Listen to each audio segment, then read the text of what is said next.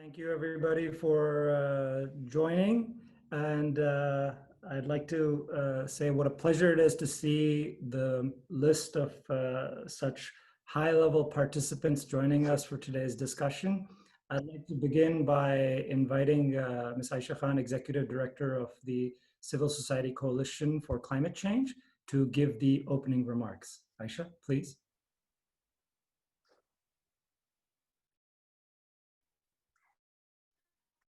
Thank on behalf of the Civil Society Coalition for and the Institute Studies, it's my great to welcome all our esteemed guests.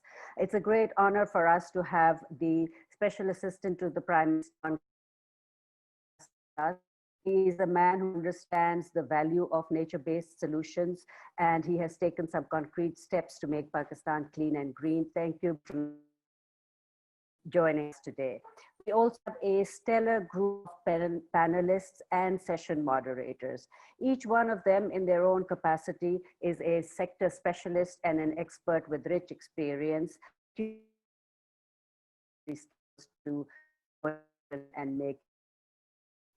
In the discussion today, originally, as I was saying earlier in our informal group chat, that we had planned this to be a seminar. But then COVID, the second wave, and priorities of health and safety came into the fore, and we decided to convert this into a virtual conference. But this is not to say that we don't, in collaboration with the IRS, plan future events that will be more interactive and more based on discussions and not just question and answers. This discussion is going to focus on climate change impacts, but I think our panelists will also share with us some diagnostic assumptions on science-based modeling of climate change, what to expect in the next 10 years, and some prescriptive solutions as well on how to build our resilience. Climate change can be viewed in two different ways, temporal and spatial. The temporal can be next year, the spatial can be 2050, 50 years from now, but we're going to take a decadal approach. And the reason we've done that is because of two things. One, we are required to complete the Sustainable Development Goals by 2030. And the second is that the IPCC report tells us that we need to keep global temperatures within 1.5 degrees by 2030. Otherwise, we will have some very catastrophic events to face. So I think that way 2030 stands out as a very important year. That is not to say that 2020 has not been a defining year for us in many ways also. It is a year that has exposed us to our fragilities. It has also told us how interconnected we are. And that interconnection matters. It makes a difference. And that is another point that I want to reiterate here, that we need to make the connection between science, society, and policy. And I hope that the deliberations today will bring together these three very important elements and show us the way forward. So I will now request the proceedings to begin formally. Once again, very, very thankful to all our participants and to the Special Assistant to the Prime Minister. I know that he's traveling today, but he's still taken the time out to deliver the keynote. So very grateful to you, sir, for that. Thank you, Aisha, for those wonderful opening remarks. And now I'd like to invite, it's my great privilege and honor to invite the Special Assistant to the Prime Minister on Climate Change, Mr. Malik Amin Aslam, who has been one of the champions of bringing about change in Pakistan with reference to the climate impacts that we're facing. And I think he's the right person for the job as well, given his own previous work experience and educational background with environmental management. Sir, Mr. Malik Amin, please, the floor is yours.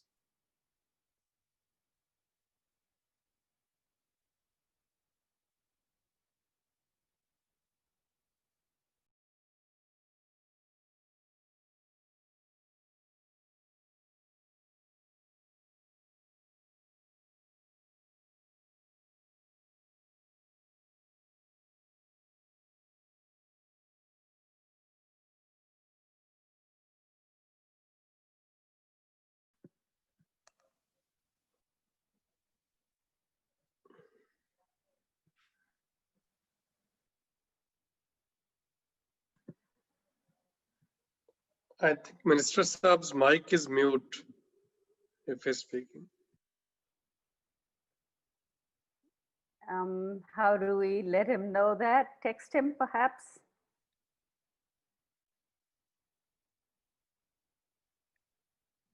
Ma'am, he just joined. He's coming online. Okay.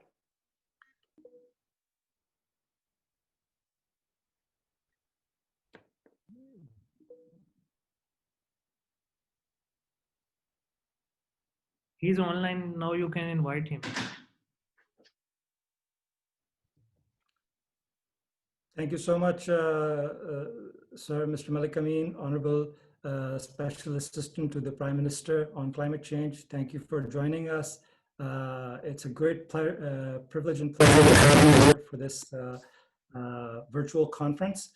And I hope that you're able to provide some clarity for where Pakistan is headed over the next 10 years in terms of the change that's required to overcome the massive climate vulnerability and threats that the country faces. Sir, the floor is yours. Thank you. Thank you very much. And thank you for inviting me to this conference on climate resilience in the next decade. If you look at Pakistan, the situation with Pakistan, as we all know, is that we are not a big emitter on the global scale. We're less than 1% of the global emissions. And we are a very vulnerable country. So we need to deal with climate change, even though we are not one of the contributors to the issue. But having said that, I can tell you that, we have had an increase in our own emissions in a relative scale over the last 4 or 5 years. And much of it has to do with a shift towards this imported coal policy, which was there to go on to a lot of big imported coal projects. Now, where our government stands right now, I think we are totally aligned with the UN decade on ecosystem restoration, which has been declared for the next 2020 to 2030. And what that means for climate change is that there is a strong reliance on nature-based solutions to deal with the issue of climate change. We have in that context the big plantation campaign, the 10 billion tree project, which is currently ongoing in all the 7 parts of Pakistan with 7 different plans and going from natural forest to scrub to the mangrove forest in the south. And at the same time, we have also announced the Protected Area Initiative, which is again expanding our protected area coverage. And when we protect these last rangelands as they are, that also helps in the sequestration of carbon and climate mitigation. Both of these projects are also projects which are not only sequestering carbon, but also helping in adapt the local communities to deal with the issue of climate change. At the same time, on the energy side, we are also shifting, as I would say, we're shifting our gears on what the previous policies were. We have a renewed reliance on renewable energy as one of the main pillars of our future energy growth. We have set a target of 60% of shift towards clean energy by 2030. Now, what that means is that we are going to have large hydro projects. We are going to shift towards utilizing the small hydro projects, run-of-the-river projects, wind projects, as well as solar projects in a big way. And this large target requires a serious shift towards renewable energy in the coming decade. Also, we've already set out the indicators for that. Recently, we shared 2 big projects which were financially closed, and they were coming online in the next short-term 6-month period.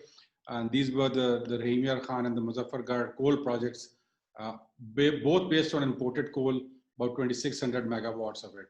And we shelved that and we shifted towards renewable energy projects. And we have announced 3,700 megawatts of renewable energy projects in various parts of Pakistan, on which now work is undergoing. So that's been a major shift, and it shows the commitment of the government towards this issue. Another thing that we are currently working on at the moment is our EV policy. So transport being one of the main contributors to not only climate change, but also air pollution. We have announced the policy for the two-wheelers, three-wheelers, the buses, and there's been a very good response to it. A lot of cities are now moving towards electric buses, even though they are more expensive. But we've seen Lahore, we've seen Karachi, Peshawar, sorry, make an announcement of going towards electric buses for any future purchases. What we're going to announce in the next week, most probably, is the car policy on EVs, which sees a 30% shift towards electric vehicles by 2030. So that's a major contributor. Then if you look at the fuel quality in Pakistan, it was stuck at Euro 2 since 1992. So we made this big jump towards Euro 5 in one big go. And we have now a policy in which only Euro 5 quality fuel is coming into Pakistan. And that's 70% of what our fuel is. And that means that, the SOx emissions go down by 10%, by 10 times with this fuel shift amongst the vehicles. So you see on the energy side also, there's a clear shift towards pro-climate and green policies. And as I said, on the forestry and the land use side, we already have a strong reliance on nature-based solutions, and one of the one of the tools that we think is necessary to tackle not only climate change, but also biodiversity protection in Pakistan. So this is a very clear-cut policy. One more thing that we are looking at right now, and I have had a discussion with the Prime Minister just 3-4 days back, and we have already initiated informal deliberations on it, is to see how we can get out of the 30-year locked-in imported coal projects that we have in Pakistan at the moment. As you know, we had the previous government's policy of, I would say, a very flawed criminal policy. Number one was to base almost 90% of the energy generation on imported coal projects, and at the same time suppress renewable energy. So there was a informal cap by not having more than 50 megawatts of renewable energy from any province onto the grid. So that was you capped renewable energy when it was about to take off all over the world, and you shifted towards an imported coal process. So we've done away with both these policies. But what we're now trying to do is that number of projects have got signed in for a 30-year period. Unfortunately, even if you want to, because of the state guarantees, you can't walk away from these projects without giving them 60% capacity payments for the next 30 years. Now, there is a discussion going on at the international level, which is looking at either having these power purchase agreements shifted or relaxed at the international level through a climate change dialogue, or the other side, assisting the countries to lock out of these long-term coal projects, and in lieu of that, giving them debt retirement and making sure that they use it to shift to renewable energy. So I think that's something that we are looking at, and we've already, as I said, initiated a dialogue on it at the global level, and it's at the initial stages, but it just shows the commitment of the government is towards enhanced climate resilience, but not only using nature-based tools, but also looking at clean energy as the main engine of growth for Pakistan in the coming decade. Thank you.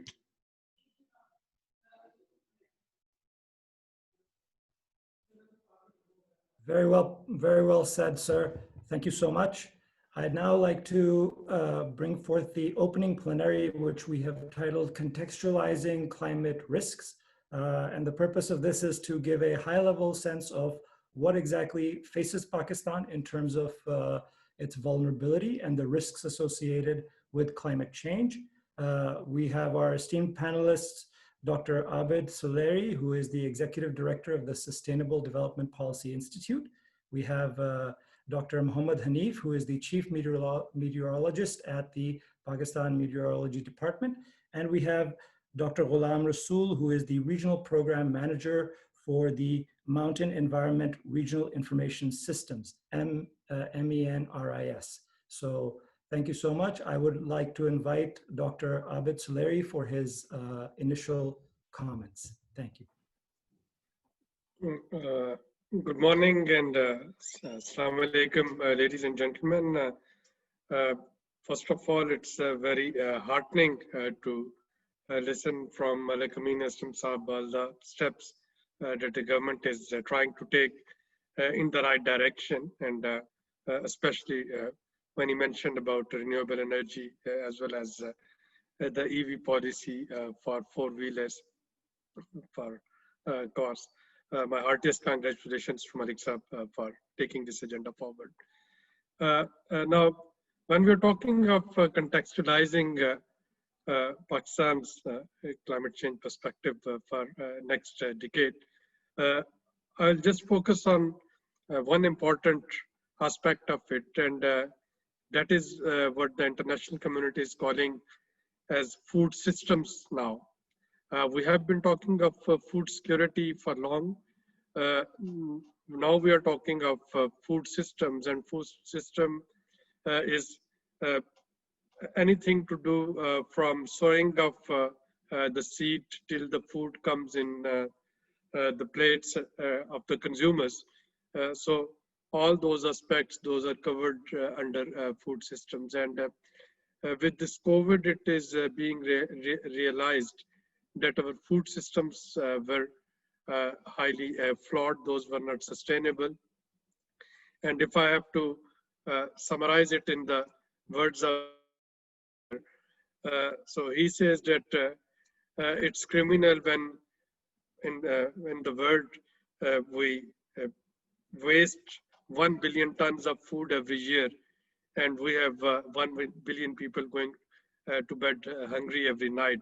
So it means that there is something fundamentally wrong with our food systems.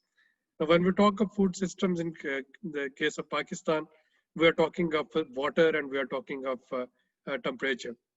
So obviously we need to shift our agronomic practices towards less water intensive practices. We have to work on developing new seed varieties which don't require as much water, and especially talking of sugarcane and rice, the two very water intensive crops that we use. Again, when we are talking of this nitrogen emission, we have to see that which crops they can serve as a nitrogen utilizer, and which crops those would emit these gases, greenhouse gases in the our agriculture context. Then we have to work on again drought and heat resistant crop varieties, drought and heat resistant livestock varieties. And in order to do this, we need to look upon different segments of our food systems. We need to see that who is taking these decisions, who has the power to change these practices and these technologies, and at a local level, how the decision is taken that this area would be grown with wheat, and this area we would have cotton, and in this area we would have sugarcane, etc. And changing all of this, transforming all of this, that is important. This is my first point that I wanted to say. The second point that I wanted to say, that while we are talking of transforming food systems, we also need to see that are we ready for any sort of can we get benefit from carbon financing mechanism, hoping that the Glasgow COP goes well, and countries, especially the developed countries, they stick to their pledges that they made in Paris. And as you would know that already there would be an anniversary of Paris pledges this month. So are we ready to get benefit from them? So what I can see in the context of COVID, I can see some sort of Marshall Plan coming, A, for pandemic, and B, the Marshall Plan for climate change. And this Marshall Plan would only be beneficial for the countries who have something tangible. And the example that I can quote is the $1.4 billion that we got from IMF in March 2020 for COVID. And there was a strict restriction that that money can only be spent on either health pandemic or on social protection, on COVID related things. Government of Pakistan, despite its best desire, couldn't utilize any amount from that for increasing pays and pension for the civil servants.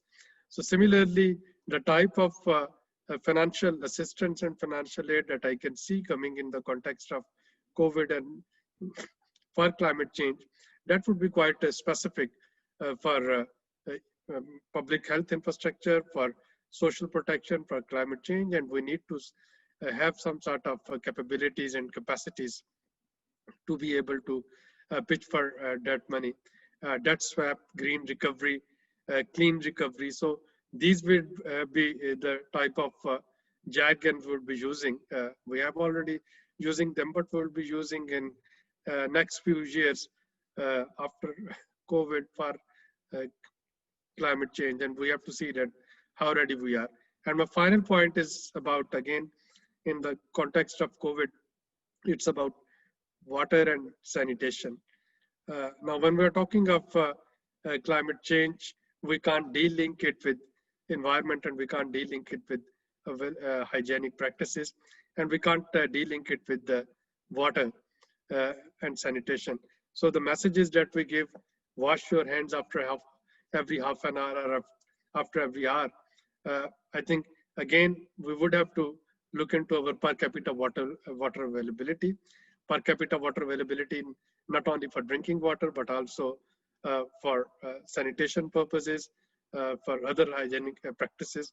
And to do all of this, again, linking it back with the transformation of food systems, we would have to rethink of how we are using our water, how we are using our natural resources, how we are involved in carbon emitting practices, and how we can reduce those carbon emitting practices. So it would be, we have to have some sort of paradigm shift in the context of COVID-19 and in the context of newly emerging thoughts, what we are calling now bringing transformation in our systems, in our human systems, in our food systems, and building back better and green. I'll stop here. Thank you.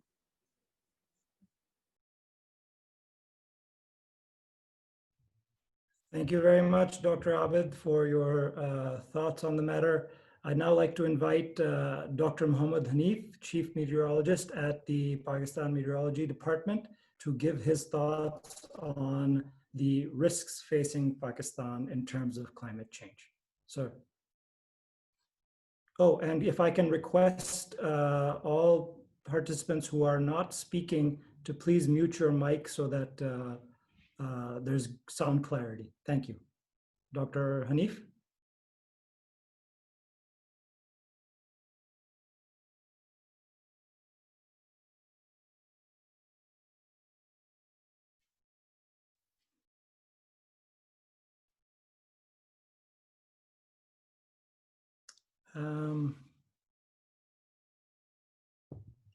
Can anyone see if Dr. Hanif is on?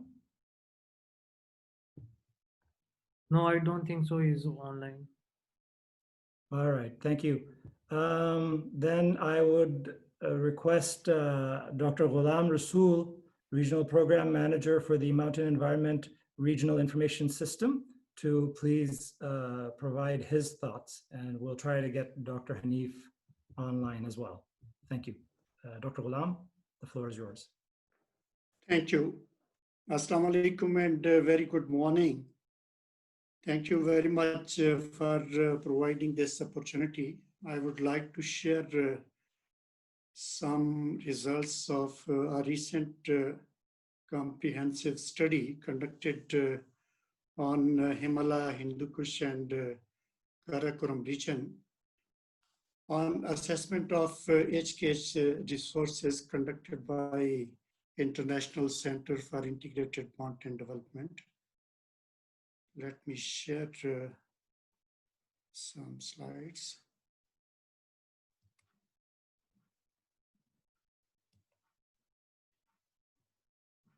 So Hassan, can you allow me to share slides? There is a message host has denied. You can share now. Okay.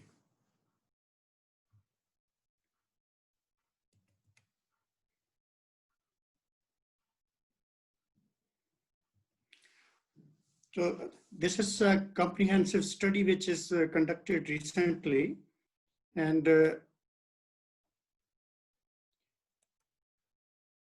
I would like to show this satellite picture, which is covering some South Asian region and Himalaya, Karakoram, and Hindu Kush, including some areas of Pamir and Tibet Plateau, which is commonly known as the third pole.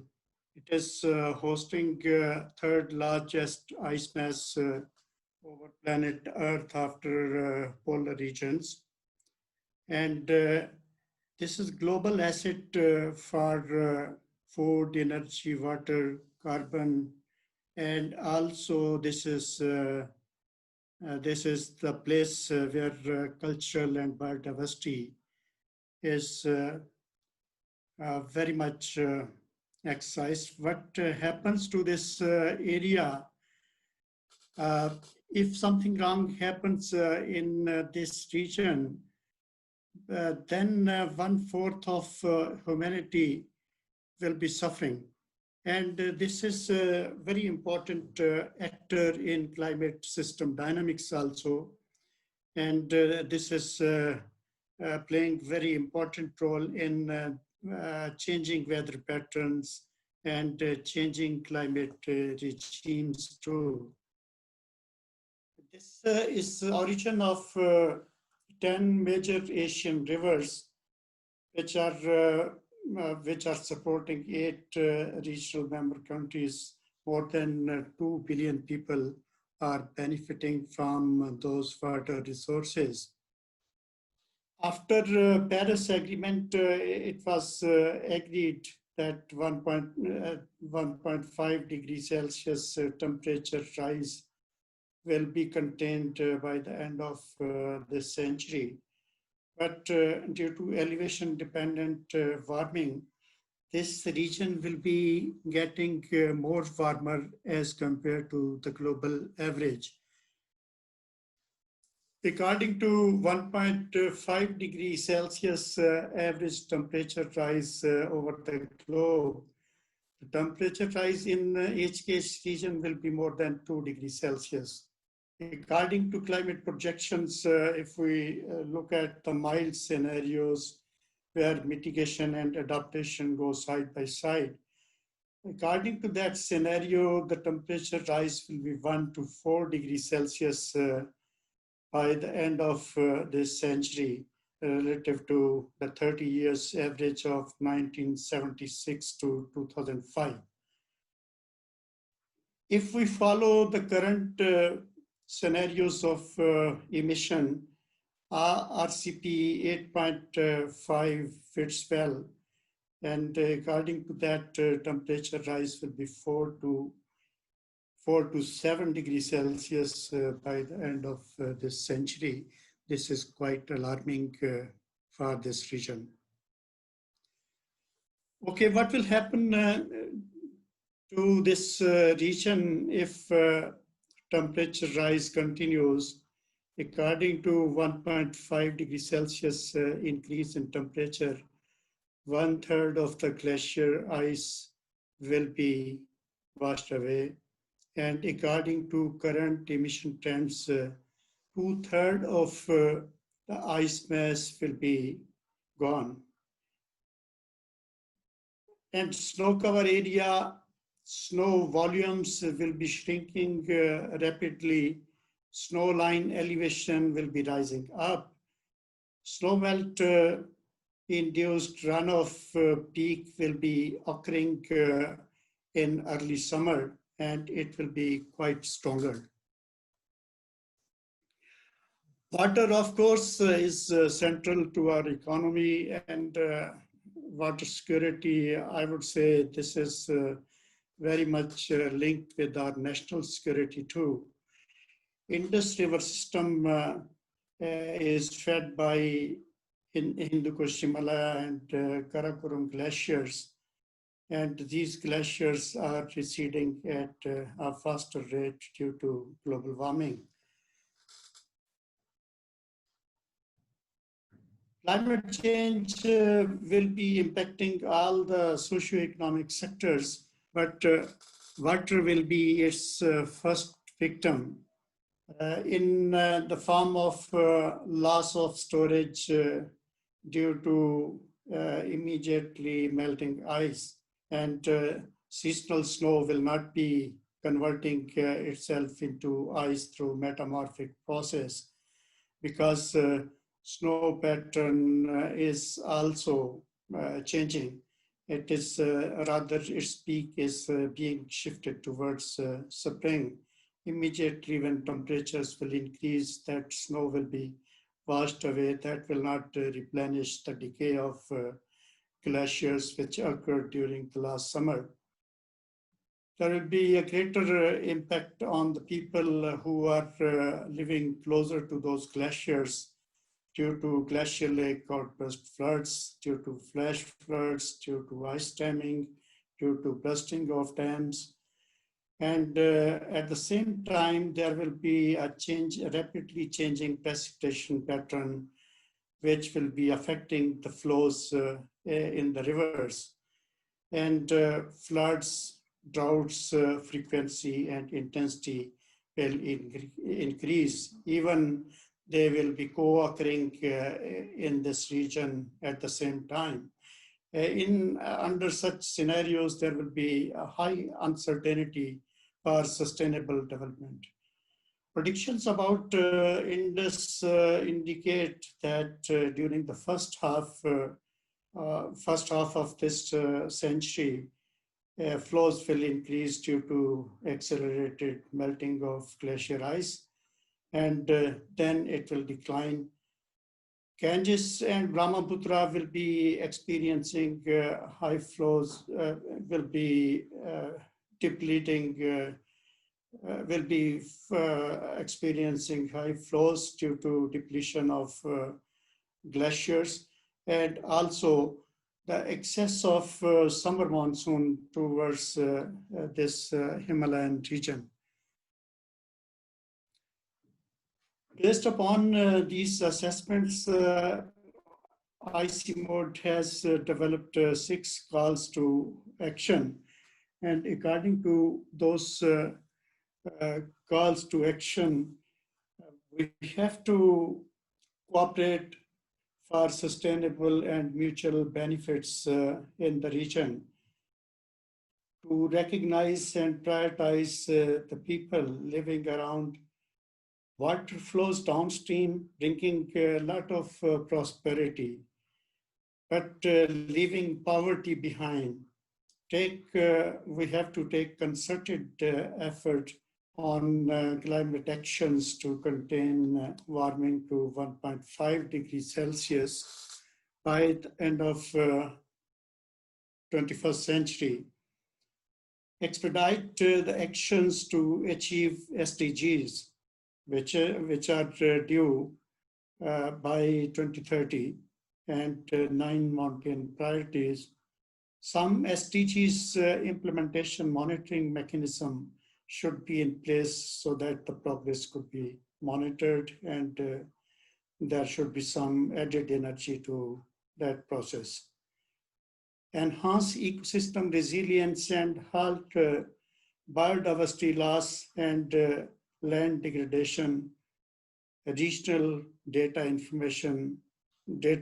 information sharing for win-win benefits. These are the 6 messages which have been shared with the regional member countries, who are sharing HKH resources. A milestone event has happened during this COVID-19 era during October 2020 for science diplomacy in the region. Hindu Kush Himalayan Ministerial Mountain Summit held virtually, which paves the way to establish a regional institutional mechanism in line with the Arctic Council, so that all the member countries, 8 member countries, will be member of that council, and there will be dialogue, as Aisha mentioned in her opening speech. Science, society, and policy should be brought together in this way. Thank you very much. Over to you, Hassan. Thank you so much, Dr. Ghulam. This was very eye-opening, and I'm happy to note that the learning from the Arctic Council can also be applied to the work that is now underway in the Hindu Kush Himalayan region. You've done a wonderful job of placing the context of the risk that this whole region faces and the roadmap that's necessary for regional cooperation. Regrettably, Dr. Muhammad Hanif will not be able to join us. He's been called for a meeting. So I'd actually like to open to the Q&A sessions for our 2 panelists that are here. If there are any questions, please feel free to ask.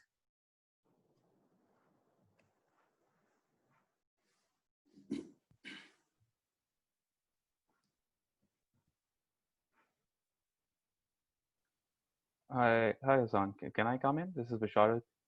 Please, Basharat.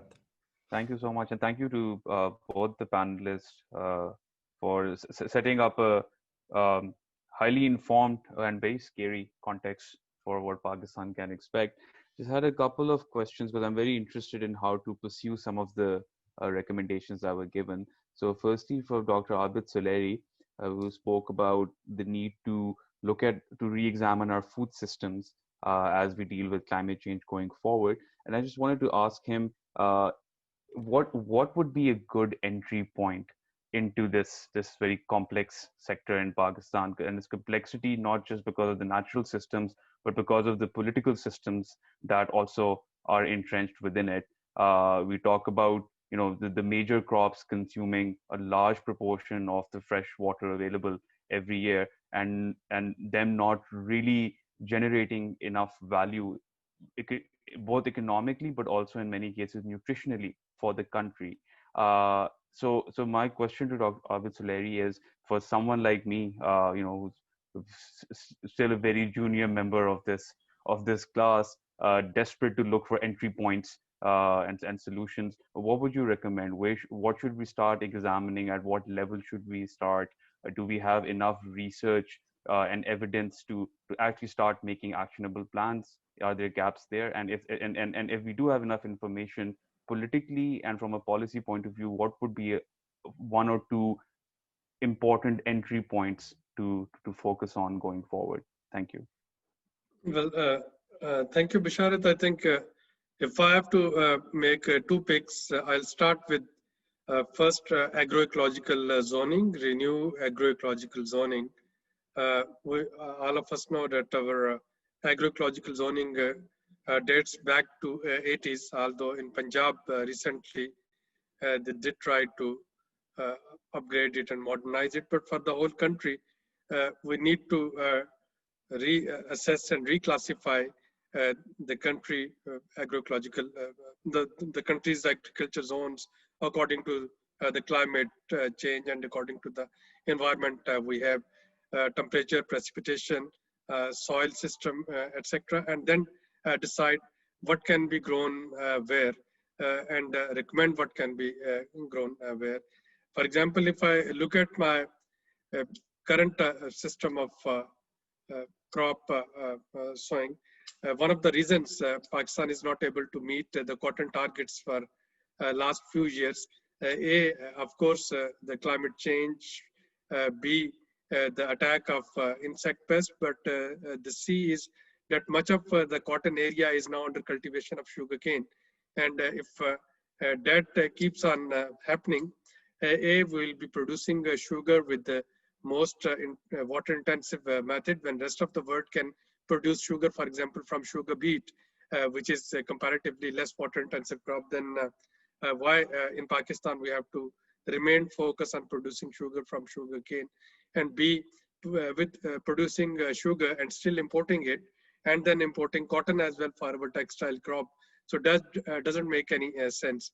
And if we can take this discussion in the broader, not only the broader socioeconomic context, but also in the climate change context, the answer would be very simple. Grow what is suitable and appropriate according to the temperature and climate and precipitation condition in Pakistan. So that would be the first one. The second pick would be to invest more on research on livestock varieties which can which are drought resilient and temperature resilient, and research on crops varieties which require less water and which can resist drought and the strict condition. So if these two things can be tackled, of course, we'll be able to then conserve water, and we'll be able to withstand the temperature due to this whole global temperature rising.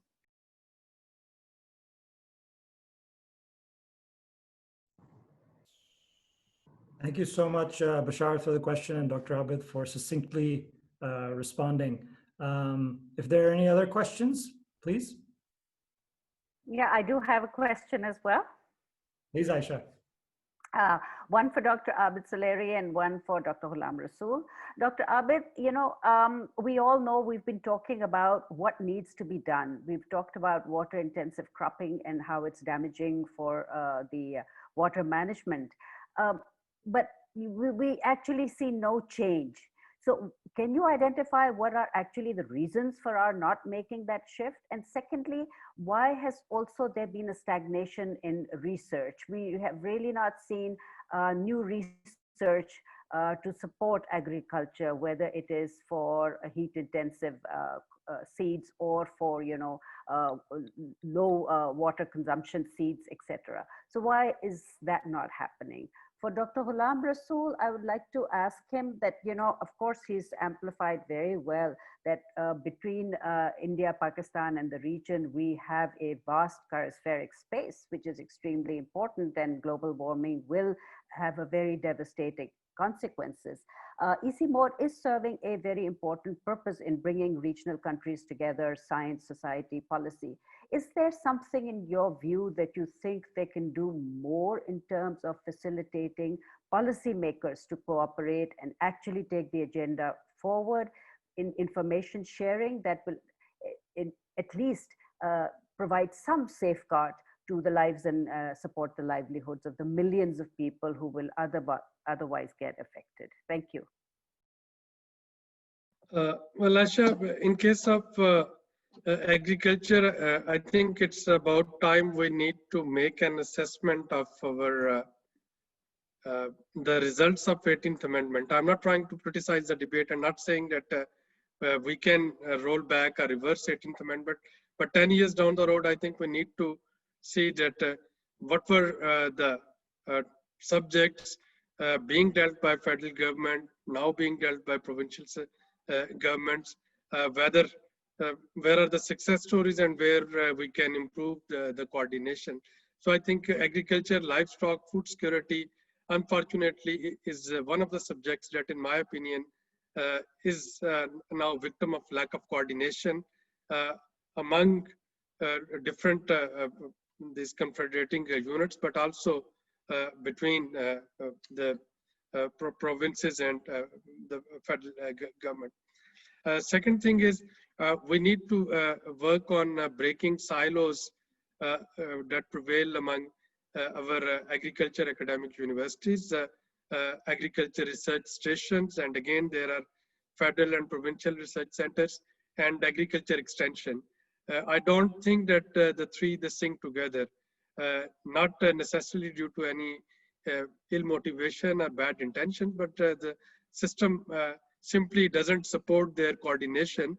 And if there is no coordination, I don't see that the result of all those individual efforts, which at times may be quite good, uh, they are leading us to some sort of consensual path.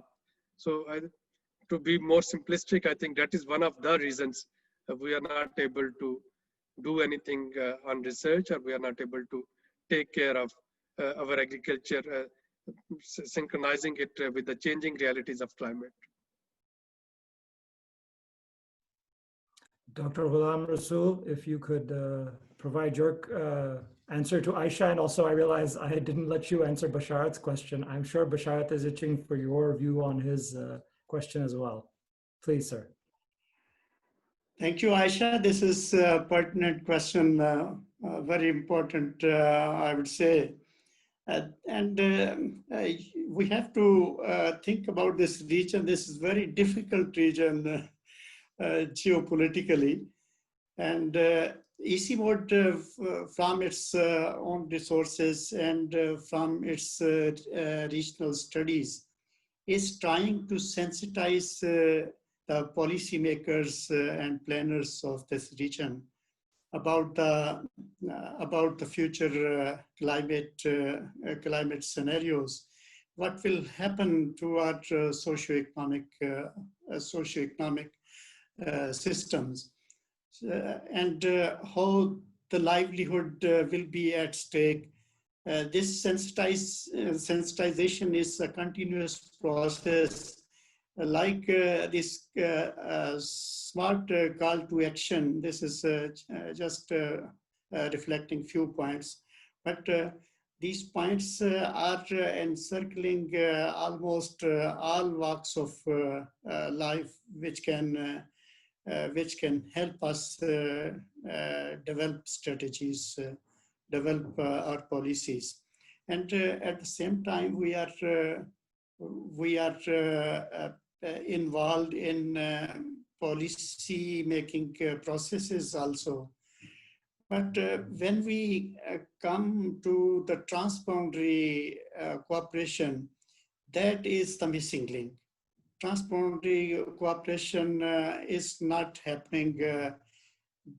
Climate change is such a big problem. Without regional cooperation, you cannot be successful. If, for example, Pakistan is doing well, Pakistan has taken a sharp turn towards climate-friendly policies, and we have made considerable progress also. I was looking at KP temperatures. KP temperatures are coming down gradually. As the canopy of those planted trees is increasing, their interdistances reducing. So that is bringing the climate back to the normal. So this sort of success stories, I think, will be shared with other regional member countries, so that they should also adopt it, and they should address their issues. Thank you. And Hassan, Basharat has a question.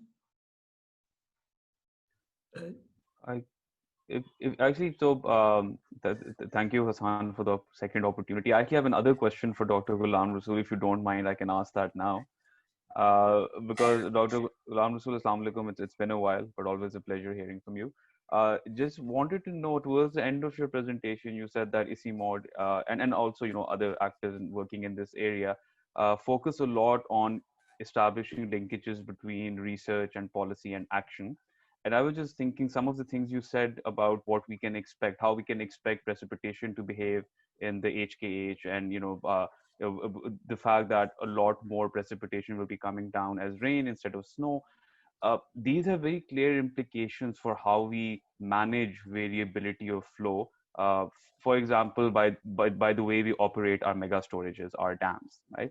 And the fact that the timing of flows will be changing and becoming more unpredictable means that there are clear lessons for our dam operators to draw from and to manage that variability in a more appropriate way. So in your reports and in your outputs from this, are there clear recommendations, or is there a clear line of communication with those that could make the most of what you are saying, of understanding how this uncertainty will pan out in coming years, and how the variability in the river flows originating from the HKH will be received by the Pakistan section of the Indus Basin?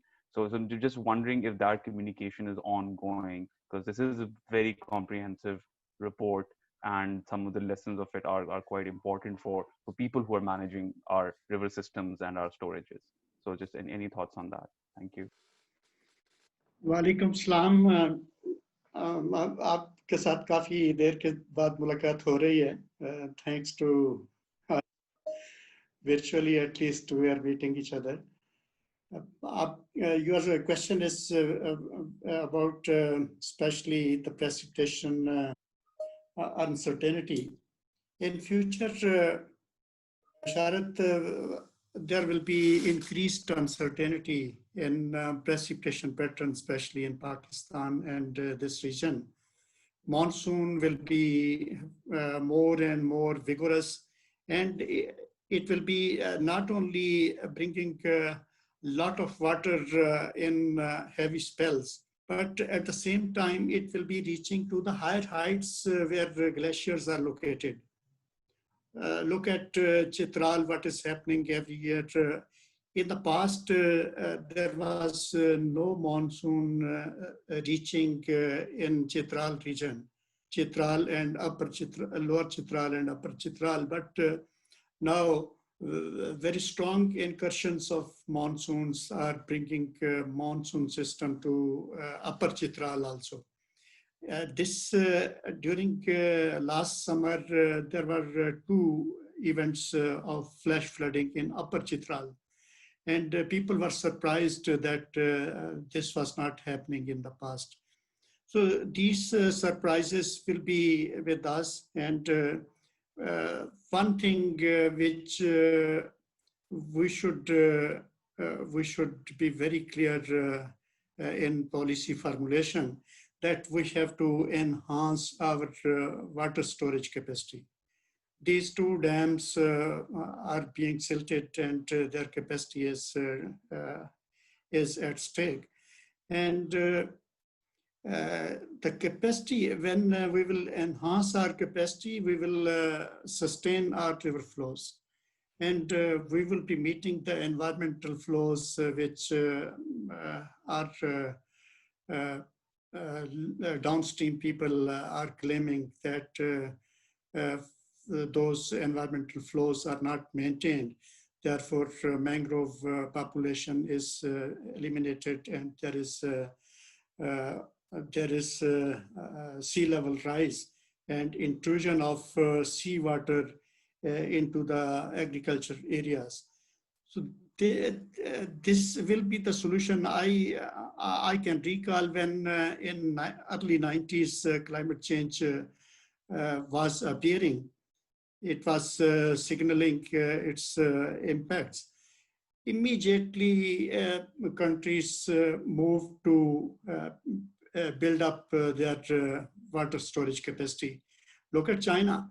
Now China is so comfortable. If in 1 year there is not a single drop of rain, they can sustain their operations, their agriculture, their industry, their domestic needs with that stock of water which they have now in the form of storage. So we have to take a wiser step, and we have to increase our storage. So that will curtail the drought and floods also, floods impact also.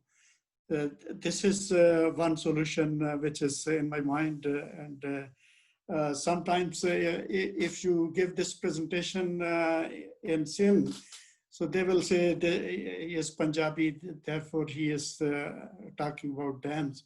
But this is our fate. Thank you.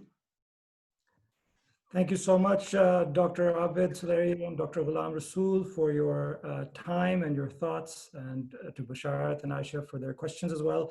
I'd now like to move on to the first session of the day, which is on climate impacts on water, food, and energy nexus. And I'd like to introduce the moderator for the session, Dr. Mohammad Azim Khan, who is currently serving as Chairman, Pakistan Agriculture Research Council in Islamabad, and has previously served as Member of Planning Commission of Pakistan as well as the Director General of the National Agriculture Research Center for a long time. Dr. Azim Khan, sir, would you please mind introducing the panelists and getting the session underway? Thank you very much. Bismillahirrahmanirrahim. First of all, I am highly thankful to Civil Society Coalition on Climate Change for organizing this webinar on a very important topic. And I'm really very happy to see that Dr. Ghulam Rasool is also on board. He has a huge experience in this sector. Similarly, Abu Suleri and many other colleagues.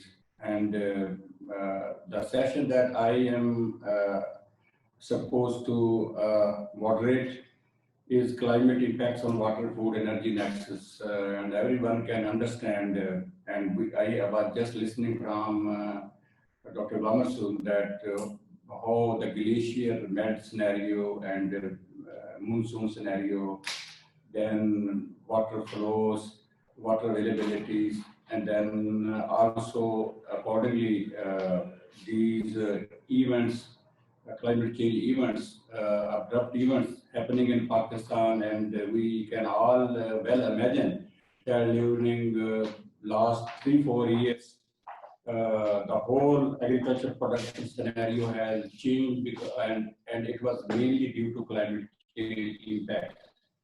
And everybody knows, can understand. And as a result of these low productivity, low availability of food in the country, we were previously net food exporting country, and now that scenario has changed. We became net food importing country because we were failed to mitigate and develop resiliences in our institutional arrangement, in our development of our technologies.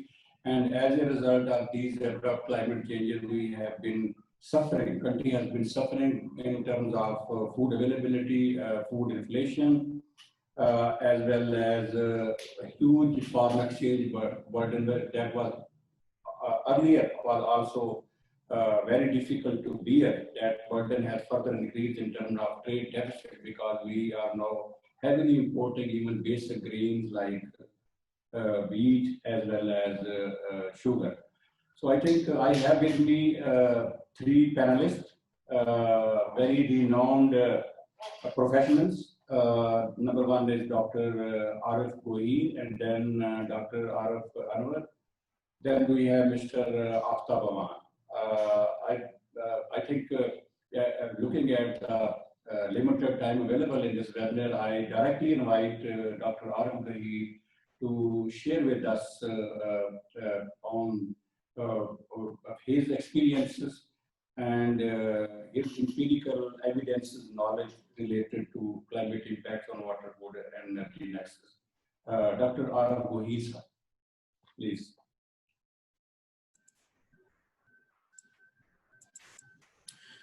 Thank you very much, Dr. Azim, and good morning, assalamu alaikum to all.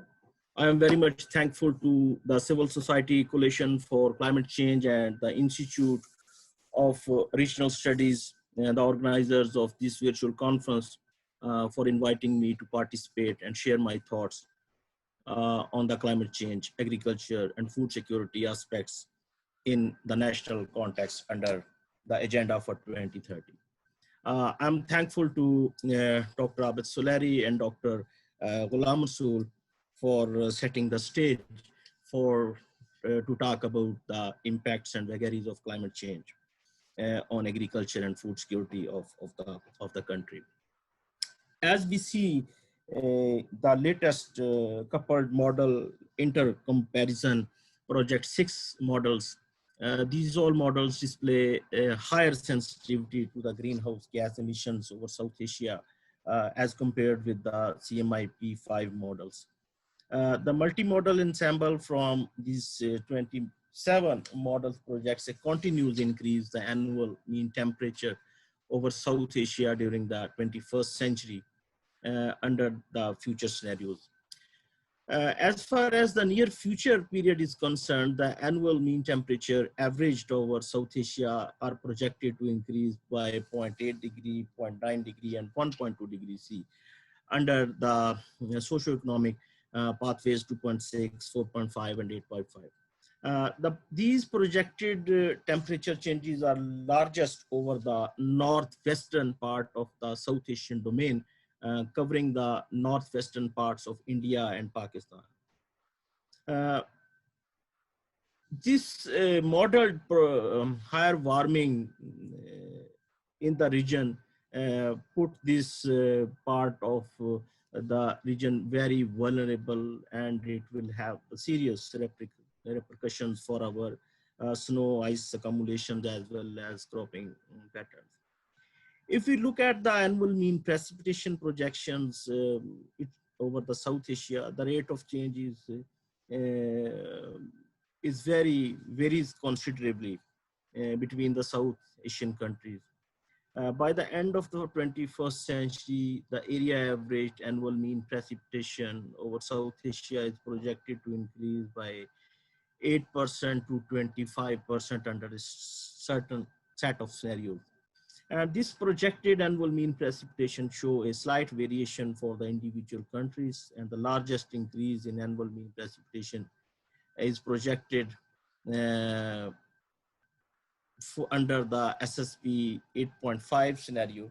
And this annual precipitation is projected to increase by 9.3 to 26% with a range of scenarios. So these values show a high sensitivity of our country to the vagaries of climate change and the dependent sectors. And agriculture is, of course, the key contributor is our economy, as it contributes around 90% to our GDP. But the state of affairs, as Dr. Azim rightly mentioned, is not promising. We are still a net importer of the food item. Food security is still a critical concern. If we look at the National Nutrition Survey conducted in 2018, it represents a bleak picture, describing that around 36.9% people are food insecure, whereas 48% of the children in the country are stunted, and micronutrient deficiencies in children under 5 persist. Climate change is adding to these adversities. Food production and demand gap is increasing due to increasing population, changing dietary habits, as well as the climate change vagaries. A number of studies have been conducted by various institutions to quantify the impacts of these climate changes on agriculture, including my center, Global Change Impact Study Center, which is a dedicated research institute for climate change studies and serves as the research arm of the Ministry of Climate Change. For the impact studies, various crop simulation models and water management models are being employed. Studies point towards yield losses and reducing growing cycles in the various climatic zones of the country under the influence of increasing temperature. The water security of the country is also threatened by climate change, which further accentuates the future food insecurity concerns. The comprehensive studies carried out at this center to assess the impact of climate change on various crops in different climatic zones of the country using crop simulation models like GSAT, APSM, AquaCrop, CropWatt, reveal that wheat crop yields will be reduced by 3.4 to 4.5% in semi-arid region, and 3.8 to 5% in arid areas like Hyderabad, Badim, Bahawalpur, Multan, and more than 8% in rain-fed areas under different climate change scenarios by 2030. Similarly, rice yields are expected to decline by 5 to 7%, cotton yields tend to decrease from 6 to 8%, and maize yields are expected to decrease by 6 to 7% under different climate change scenarios by the end of the next decade. The growing season length of these crops will also be shortened, resulting in in significant decline in yields in different agroecological zones. Studies also reflect an increase in net crop water requirements from 5.4 to 10.9% owing to increase in temperatures. Such likely reductions call for adaptation measures to increase the yields. Some adaptation measures like adjusting the rate of fertilizer, seed rate, change of the sowing window, improved scheduling of irrigation water, and dry sowing of rice have been evaluated and have shown promise to maintain yield to a certain extent. An analysis of future warming extremes, that is consecutive summer day index impacting critical crop growth stages of wheat crop in the country has also been done by the CSCCC. This study reports that temperatures in the southeastern part of Pakistan have shown to exceed thresholds at the times of flowering and ripening. An overall increase of 1,000 growing degree days between historical and late century extreme scenarios has been observed in case of wheat, implying that southeastern side of Pakistan are likely to become unsuitable for wheat production due to temperature extremes after mid-century. Another manifestation of climate change is in the form of extreme events like floods, droughts, heat waves, cyclones. In the past, we have observed many. These have impacts on the agriculture and give losses to agriculture to a larger extent. And even if I say in the last year, due to persistently high temperatures in the third and last week of August, rice and maize yields suffered heavily.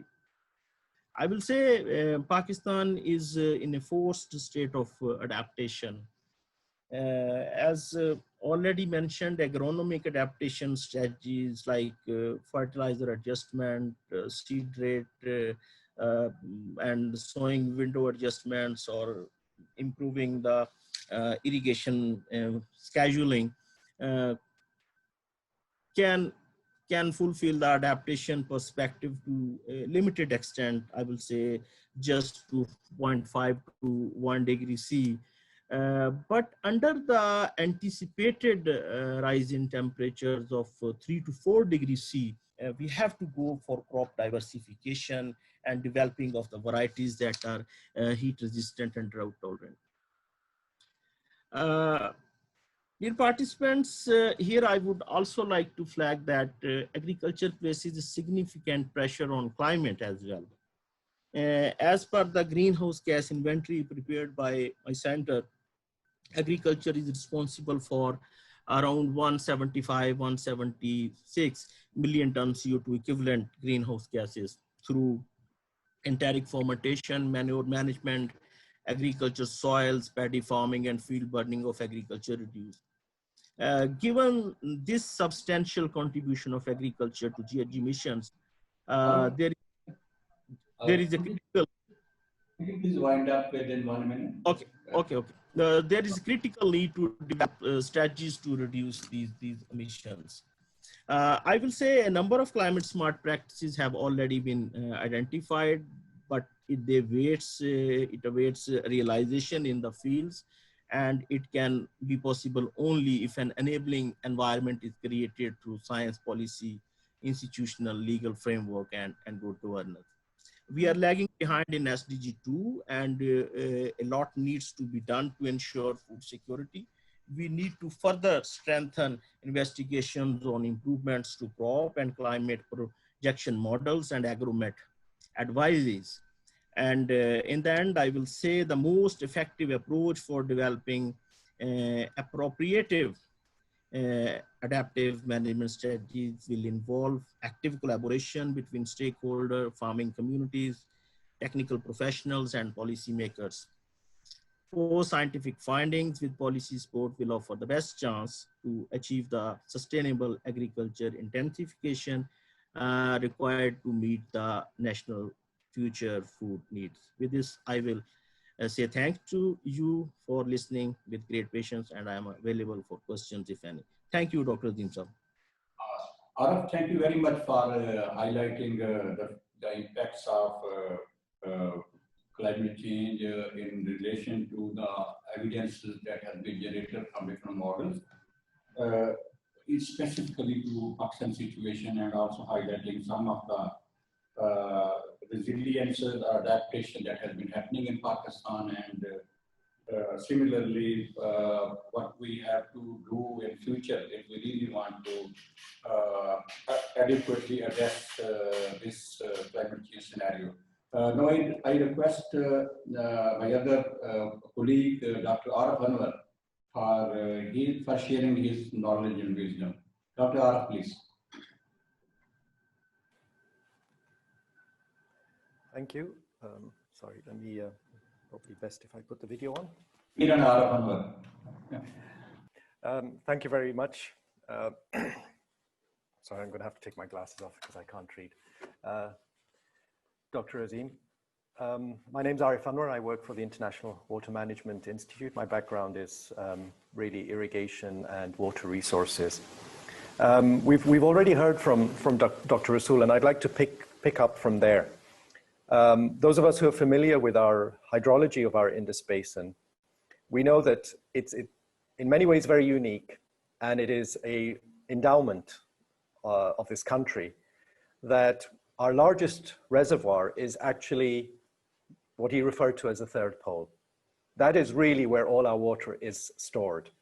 And we are very, very fortunate and possibly quite unique in that in the summer months, when the plains of Punjab, the Peshawar Valley, Sindh reach very, very high temperatures, so we have a lot of energy, very fertile plains, it is the same time at which we receive most of our water. And in a sense, that has been our saving grace. So although we don't store that much water because of limitations, resources to build storage, topography, we have a natural storage. And the other thing about, the unique thing about our basin, unlike basins that depend heavily on winter rainfall and then have to store it for the summer months, we essentially do not do that. We have our winter is the precipitation is stored as snow and ice, and then it becomes available to us in summer. So even though we have limited storage, it has served us quite well. It has its own challenges. We know that, for example, we also get monsoon rains. We don't get much winter rains, but we get monsoon rains. So the agencies have a very delicate balance between using reservoirs for the purpose of storing water for the summer months and the late summer months in particular, and yet having capacity for mitigating floods. And 2010 was a classic example. You know, how empty do you keep the reservoirs in the event that there is a heavy monsoon or exceptional monsoon? And how full do you keep them to make sure you have the capacity to supply the irrigation needs of the country? The difficulty for us is, of course, that we have very little slack. There isn't much room to maneuver, and we're losing that room. We know that. Just the nature is taking its course. It's filling up our reservoirs. That is true of every reservoir across the world, but particularly in our case. So we already have very little slack, and climate change is going to exacerbate that management issue. I think we've been a little short-sighted in that we've seen the lack of the ability to sort of build dams and all purely from a sort of technical perspective. We simply don't have the resources. If we had the resources, we could probably move much faster on things like Basha Dam. When Tarbela was built, it made a significant tick in the economy of the country, but we weren't able to ring fence the money from Tarbela to today have a war chest on which to build our replacement Tarbela. We didn't do that. We chose not to do that or whatever. Added to that, the other complexity, of course, with the way we manage our water once it is released from these reservoirs. So, you know, coming back is that we have very little slack there. We have very little room there. And climate change is going to make this very, very difficult.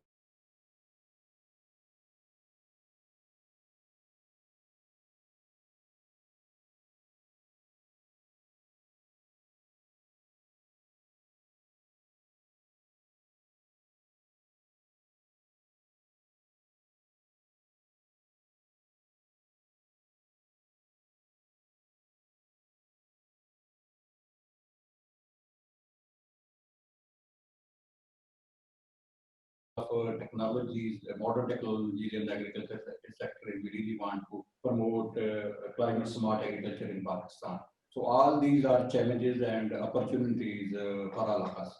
Let's see how we took these challenges, how we address these challenges, and how we cope, develop coping mechanism, and modernize ourselves for really developing resiliences in our societies, communities to combat climate change phenomena. Thank you very much. Thank you, sir. Now I invite Mr. Aftab Awan for sharing his views, his ideas. Aftab Awan.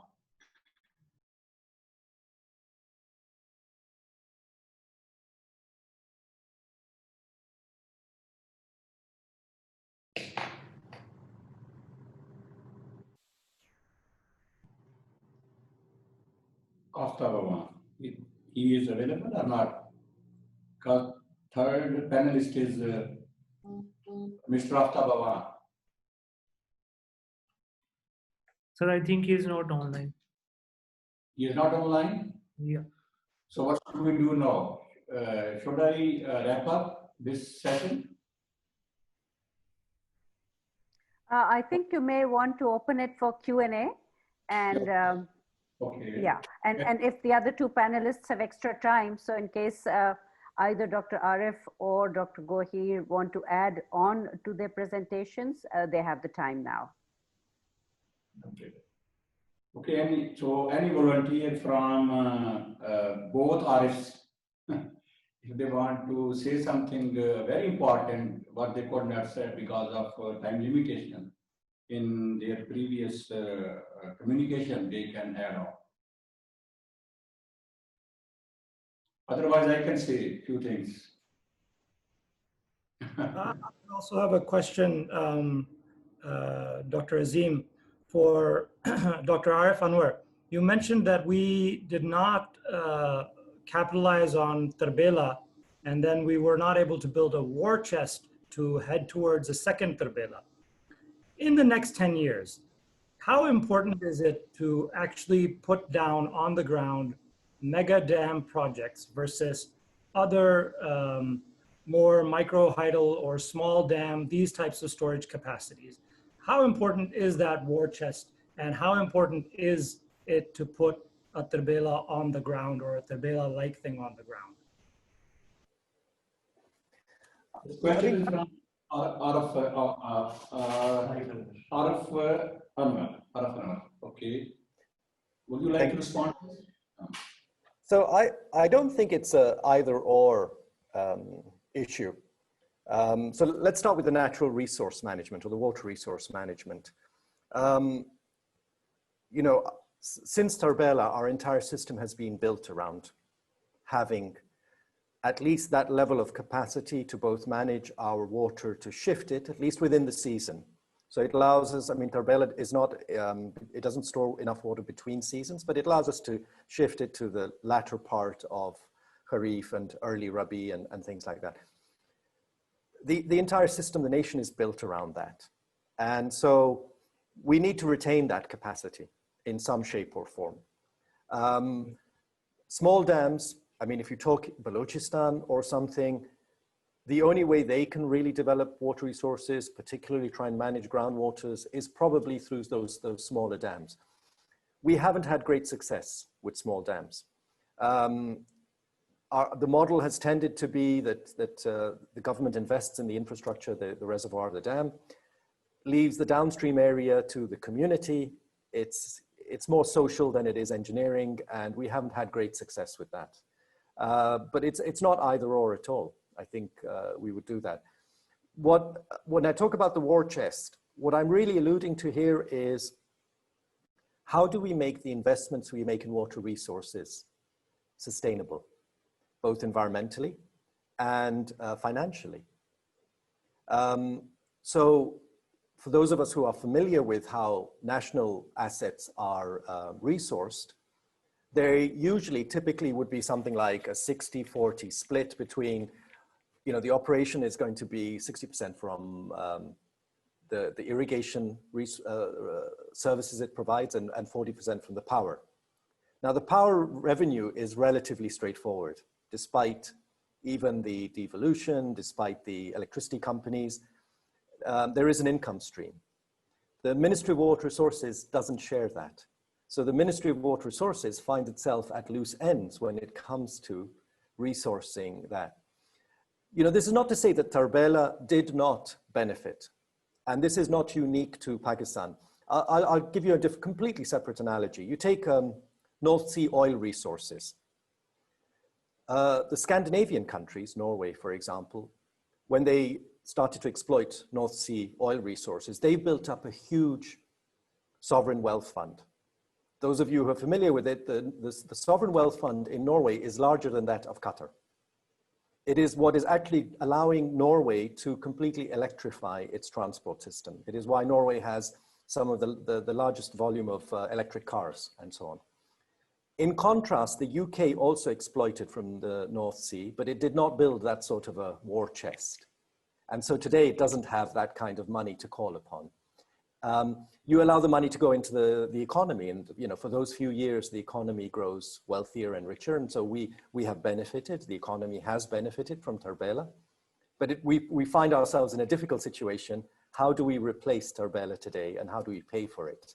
You know, it's not just about the technical challenges, it is about the fact that we just don't have, you know, $14 billion sitting around in a nice sovereign wealth fund somewhere that today we could tap in and construct the replacement. Thank you. Maybe we can ask for another question from our other participants. If they want to ask any particular question from our panelists, they will be welcome.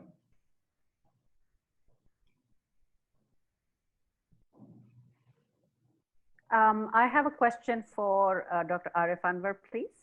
Dr. Arif, you mentioned that, you know, our largest reservoirs are the third pole, the frozen water that we have in the HKH region. But we heard from Dr. Ghulam Rasool that as the region is warming more rapidly and due to other atmospheric changes, that melting process will accelerate and the glacial melt is receding. So if that storage capacity declines and we don't have enough storage capacity within the country, and at the same time we have more intense precipitation from the monsoons, where will we stand vis-a-vis water availability, storage, growing population, and balance it all in a way that we don't have a catastrophic scenario 30, 40 years down the road? What could be some of the recommendations that you would like to make? Thank you. Sorry, I'm struggling with the icons. So indeed, Aisha, I think you're absolutely spot on there that the way we have constructed the, you know, this refers really to the work that we did with the World Bank, with the World Bank on getting more from water. I thought it was a useful construct there. So every country has an endowment. a natural endowment. Ours, for example, let's say is the very fertile plains that we have of Punjab and Sindh, the very warm weather, vast amount of energy in the summer months, our third pole, as we're calling it, the water resource there, and so on and so forth. Around this, we start to build our infrastructure. Those are our dams, our canals. We start to build our legislation, our water acts, our policies. We build our institutions all around this natural endowment. And our natural endowment and all the infrastructure that we've built is on this idea that our precipitation is in the higher altitudes. It is going to be essentially snow and ice, and it is going to become available to us in the summer months.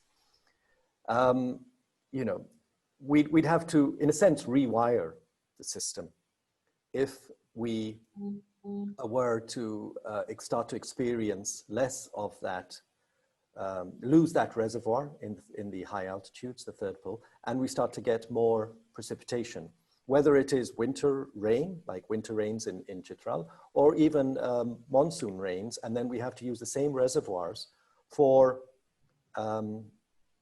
flood mitigation measures, because you know, once those floods start to arrive into the plains of the Punjab and the Sindh, they're very alluvial, they're very, very flat.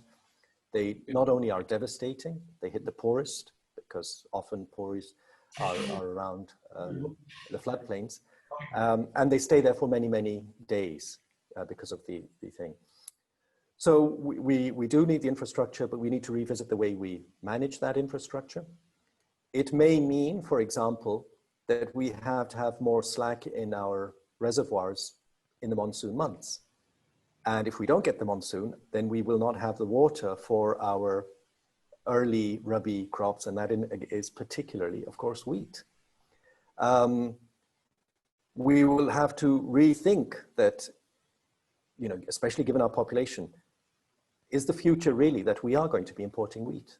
Which then means we need to say, well, as long as we have the economic power to do it, we should be all right. And then how do we protect the poorest?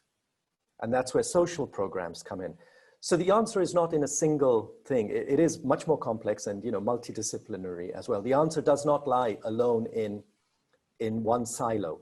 And there's a risk that that's what we've been doing, and that business as usual is not good enough. And then I've been sort of asking a question, which is slightly controversial, but I'm known not to be anything but not controversial. So I'll raise it here.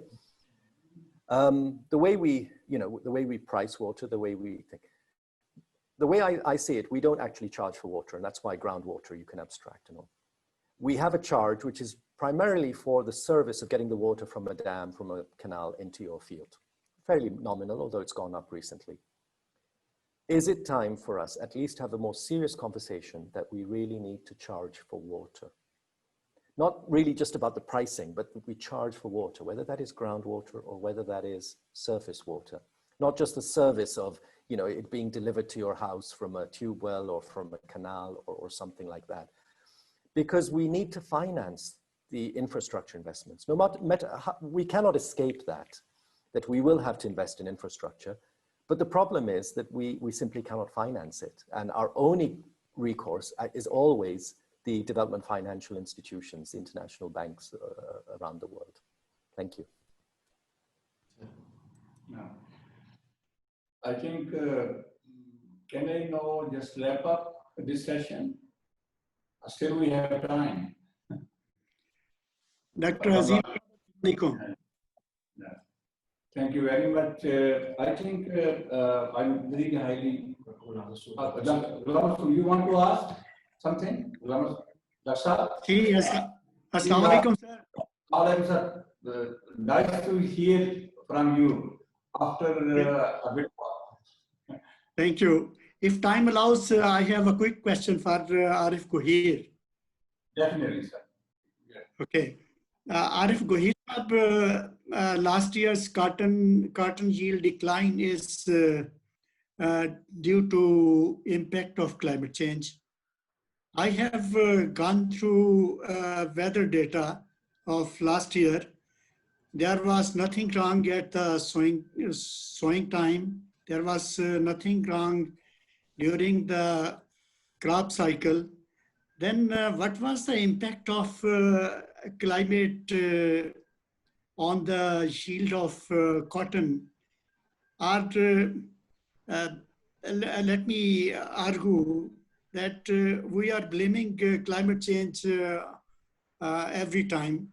Like when I was in the weather forecasting business, we were blaming all our wrongdoings to El Nino, La Nina.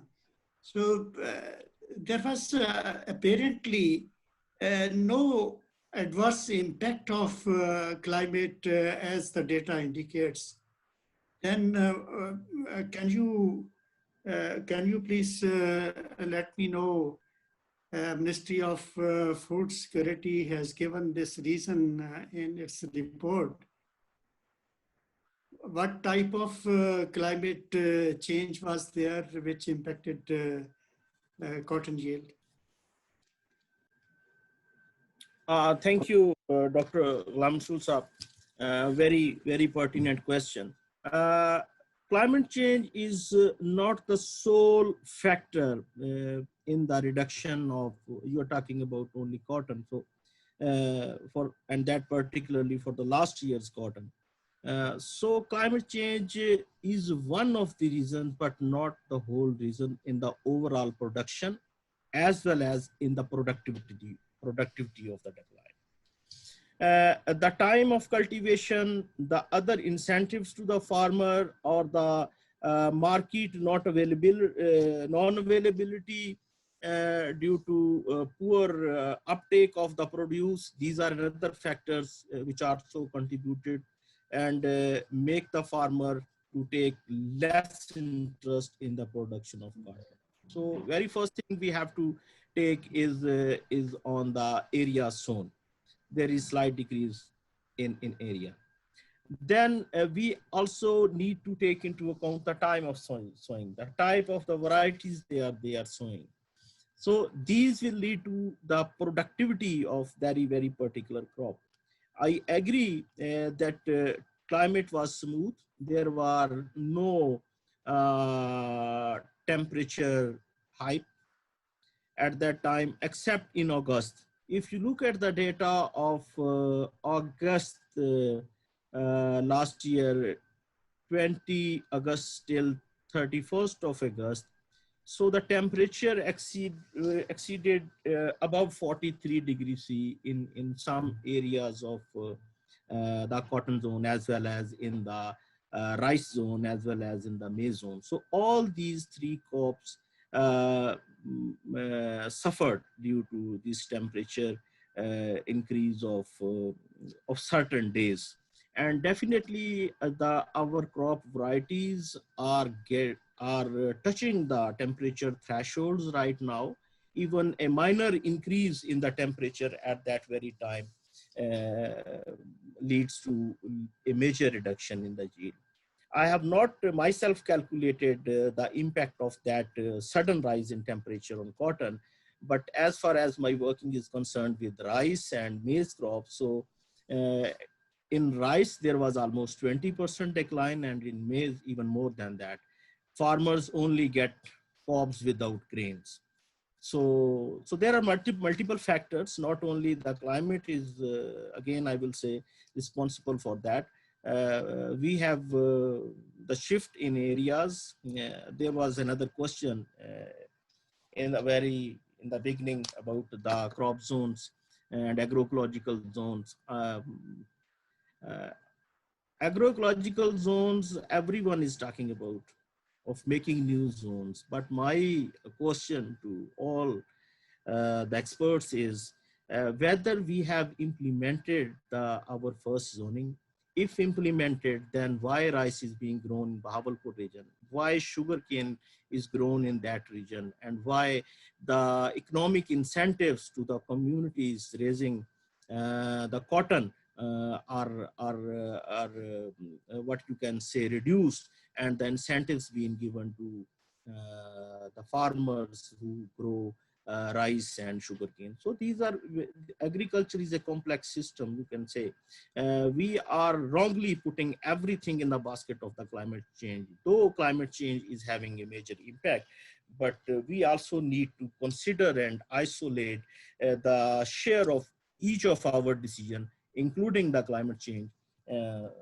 So this is my response to your question. Thank you, Dr. Ghulam. Glamsu sir, can I partly answer your questions? Actually, as a scientist, we have to, can you hear me? Everybody? So just actually, because of this climate change phenomena or weather phenomena, we can examine now. We lost on one side from cotton perspective in terms of production. We were expecting 9 million bale, and that was our target. And I think it has been estimated by now that possibly roughly around 6 million bale we will be harvesting. A colossal decrease in cotton production. One reason was because cotton is production is more in Sindh area as compared to Punjab, or also significant large areas under cotton in Sindh, because in Punjab we have diversified, we have substituted cotton with many other crops like sugarcane, rice, and maize as well. So, and also created some environment where which is not compatible for cotton production, because cotton is a desert area crop. It's not a crop where you have huge humidity. And while you will be planting the three crops I just mentioned, you will be generating a lot of humidity. And as a result of that humidity, there will be a lot of pest infestation. So last year, there were unprecedented rains in Sindh province. And that has damaged, almost 50% damaged the crop in many cotton growing areas of lower Sindh particularly. That was the reason. But we have gained almost 30% in sugarcane production. So when nature adversely affects one crop, that we that supports another crop in another way. So this year we will be comfortable in sugarcane production and discomfortable in cotton production. But I think as a scientist, we have to examine these whole scenarios when these favorable situations arises as a result of climate change phenomena, how it impacts, and under unfavorable condition, how it affects. And then this is a big question mark for developing hypotheses, developing new research paradigm, research questions, and then answering those questions scientifically, rather than just putting everything on the climate change. That is our responsibility. Another thing, I think Climate Change Impact Study Center is doing a wonderful job, and we are benefiting from the information generated from this center from last many years. I think almost a decade. I myself benefited from the information generated. I think the more required, the requirement is now integration. So the scientists working under Climate Change Impact Study Center and many other similar centers, they need to integrate with hardcore scientists, like research institution, organization, more frequently, more deeply. And they need to undertake whatever projection they have made in relation to climate change phenomena and the potential impacts on different crops. All that information is highly valuable for all of us. The only thing is what are the scientific answers to those questions or those projections, and then how we really need to plan our research agenda as a strategic research, or maybe short and medium term or long term research.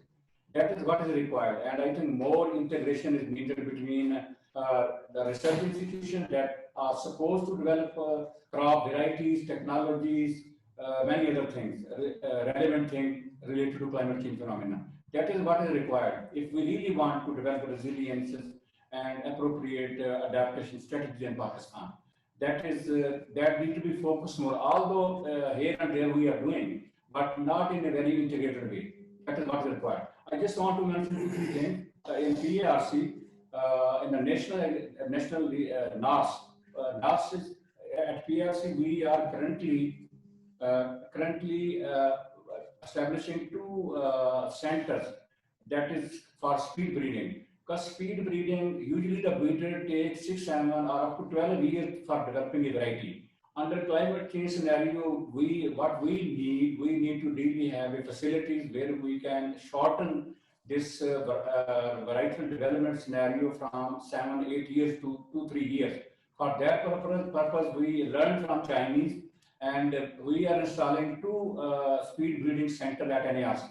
One will be for the pulses crops, because pulses are also a solution where we can help, where we can have a leguminous crop in the cropping pattern, and we can have better soil resources used, land resources used, and as a result, we can have better productivity. So that will be serving for the whole country.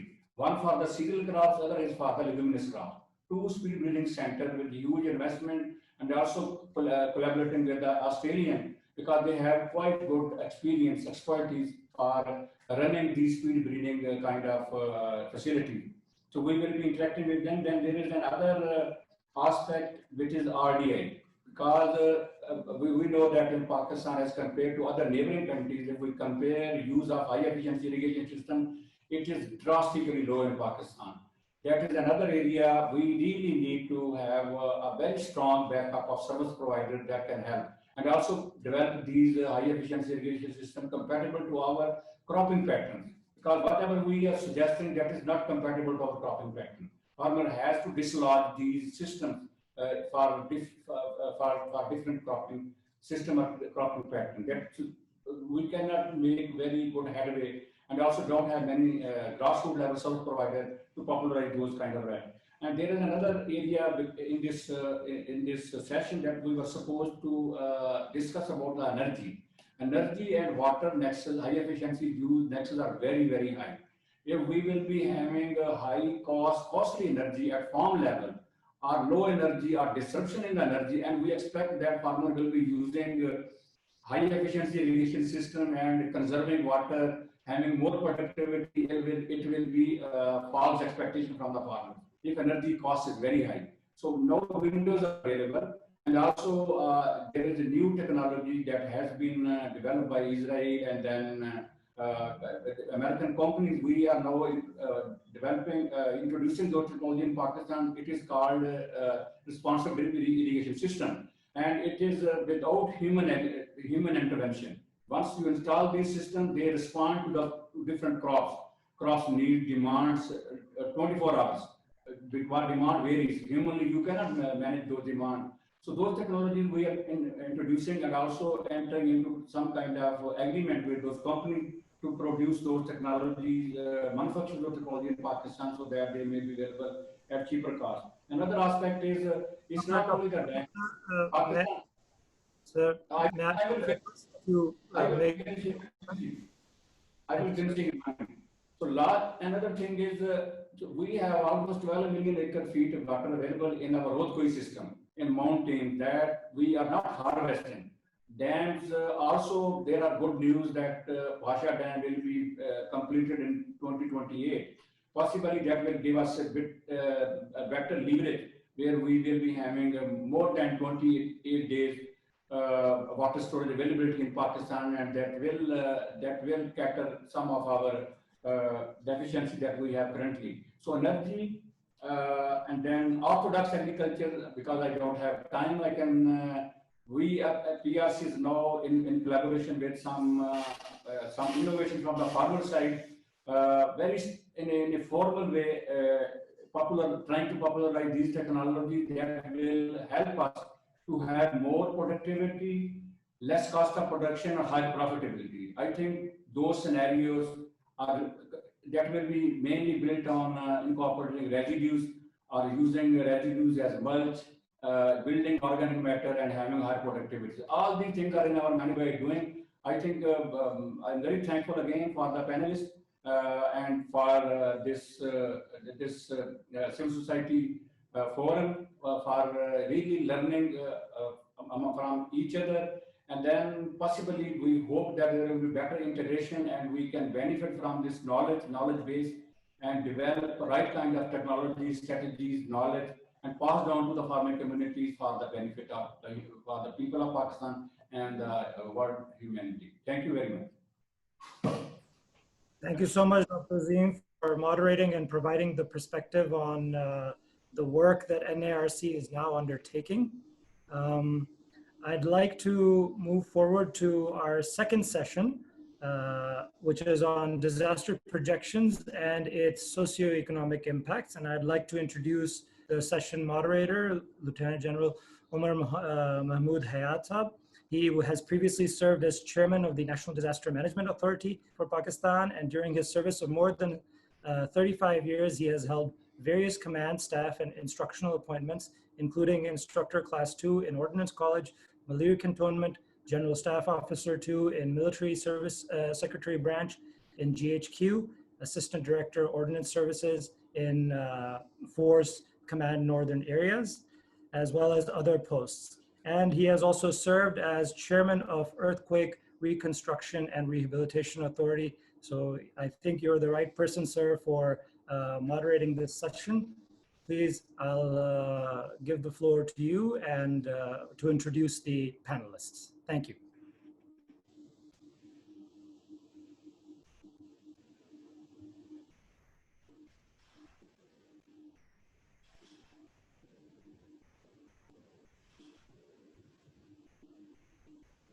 General Umar, sir? Just a second. Yeah. Am I audible now? Yes, sir, you are. Thank you very much. Thank you for the introduction. It's a pleasure to be with all of you. We are very fortunate to have a very eminent panel with General Asghar Nawaz, who's also a former chairman NDMA and has extensive experience in disaster management and on the corporate side. We have Mr. Ahmed Kamal, I can see. I've had the privilege of working with him. He's now at the Federal Flood Commission. We also have Mr. Ahsan Tehseen from the World Bank. I've also had the pleasure of working with him while I was at NDMA. The impact of climate change on disasters is very well known, and we've seen through the last decade or so how intensely it has impacted Pakistan. At NDMA, this was a special focus for us. The resilience measures that are taken and the strategies that are made are a subset of the overall disaster risk reduction strategies that are planned at NDMA. And I'm looking forward to a very interesting discussion. So without further ado, I would like to pose the questions to the panelists, starting with General Asghar. General Asghar, sir, NDMA has capitalized on many of the recommendations from leading global change assessment entities, including risk financing and institutional strengthening. Can you comment on what factors led to this transformation? What are the mechanisms for determining disaster risk financing needs at the local level? How does the next 10-year plan for NDMA relate to updating climate assessments? You have 5 to 7 minutes to respond to this, sir.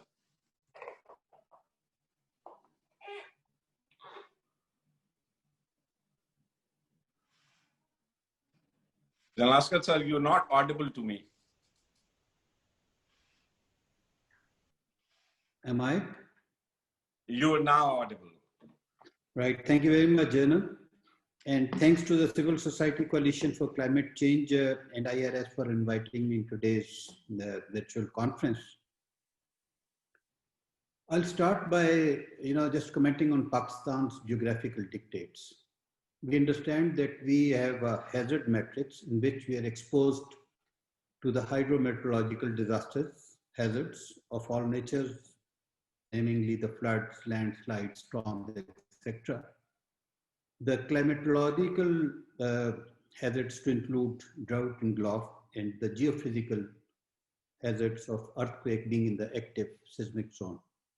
Now, if we have draw the historic profile of our experiences with these disasters, we would find it out that starting from the 70s till this decade, in almost 50 decades, we have been exposed to closer to about 150 events of which were slow onset, as well as the extreme events and the sudden events. And out of this, approximately 77% were because of the hydrometeorological disasters, followed by the geophysical disasters, namely the earthquake of 2005, which was the biggest one. And then, of course, we have the persistent challenges of the climatological disasters, in especially the drought in Sindh and Balochistan. If we also have a look on the long-term climate risk index, which is regularly published by the German Watch. So starting from almost 90s till as late as 2018, Pakistan has always been graded among the first top 10 countries which are vulnerable to the climate change effects.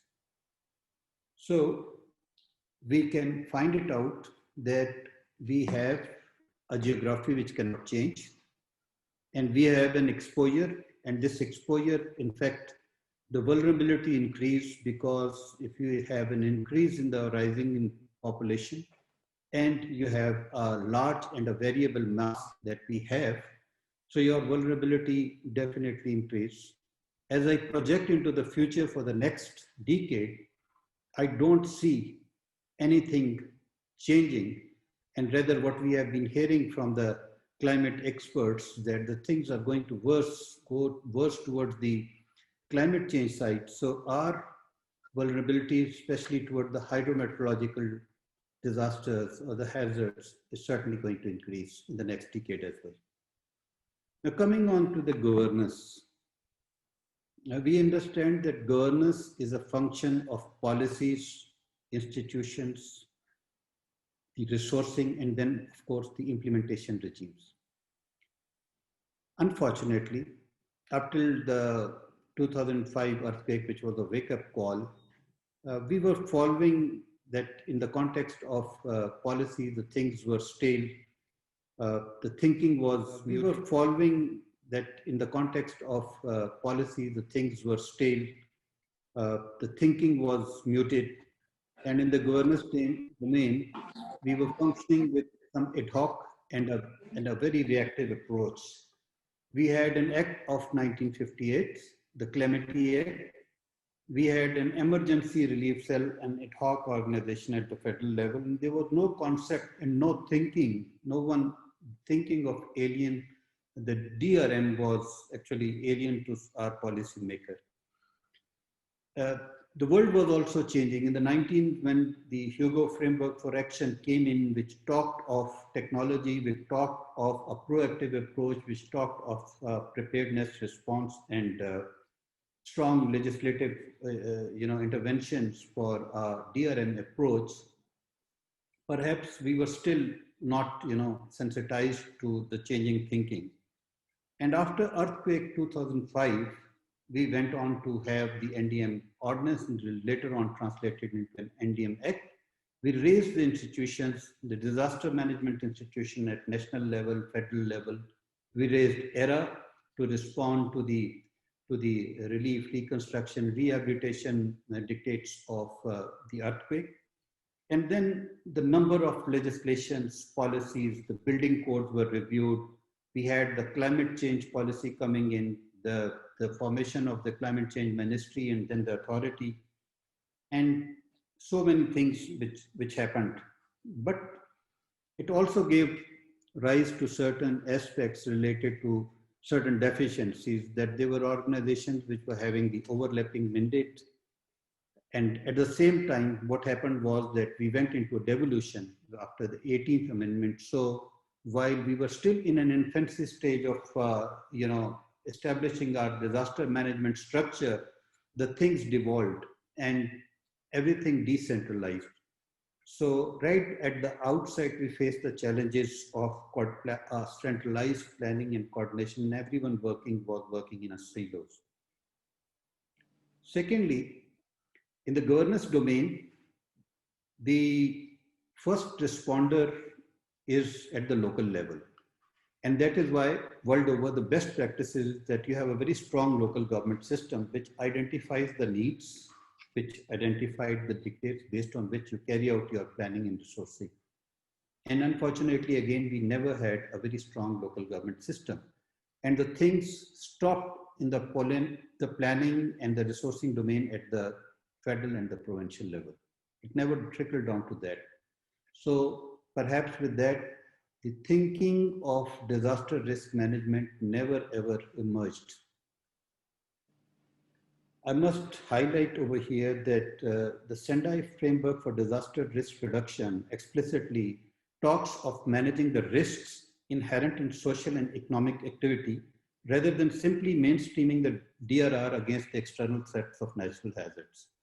This is actually implicit in the SDGs and also in what is written in the climate change agreement. Until unless we have this sustainability and the same thinking for a sustainable development in all the sectors, we cannot talk of disaster risk management as a stand-alone activity against the natural hazards. And if I conclude only on the part of governance, I would still say so that we have the policies, we have the institutions, we have the intent, but we are not geared up for the future challenges. I foresee that in the next decades, it would still be as a business as usual until unless we take all these things which are happening at different tiers. We should sit down, have a round table, stock take of what we are doing and where we have achieved and what we have to do in the future. So this governance otherwise is of no use, as I can see that. Now coming on to the financing. Now again, drawing the reference from the governance that I talked of, the risk financing had been a bad story. Coming from a reactive approach, there was always a fund which was raised consequent to an event of a disaster which would happen. There had been aids or donations, and there had been no budget allocation in the budgets for our annual development budgets solely for management of disasters. And it would always happen that there would be some supplementary grant which would be given as a result, a consequence to a disaster, and we would also be looking outwards. After the NDM Act, it gave the concept of establishing a National Disaster Management Fund. But again, its outlook was response-centric, that is, it was for the relief. And although it had a lot of funding streams coming to it, all the donations, grants, and aid would be the funding stream for this fund, yet its expense was relief-centric. So DRM was again missing here. The tangible financing in annual budget had not been there except certain interventions which were yearly featured because we are a riverine flood-prone country. So every year a budget would be dedicated at the provincial level, at the federal level for the flood mitigation, flood protection work. This budget would also be available at the municipal level, at the local government level for, annually.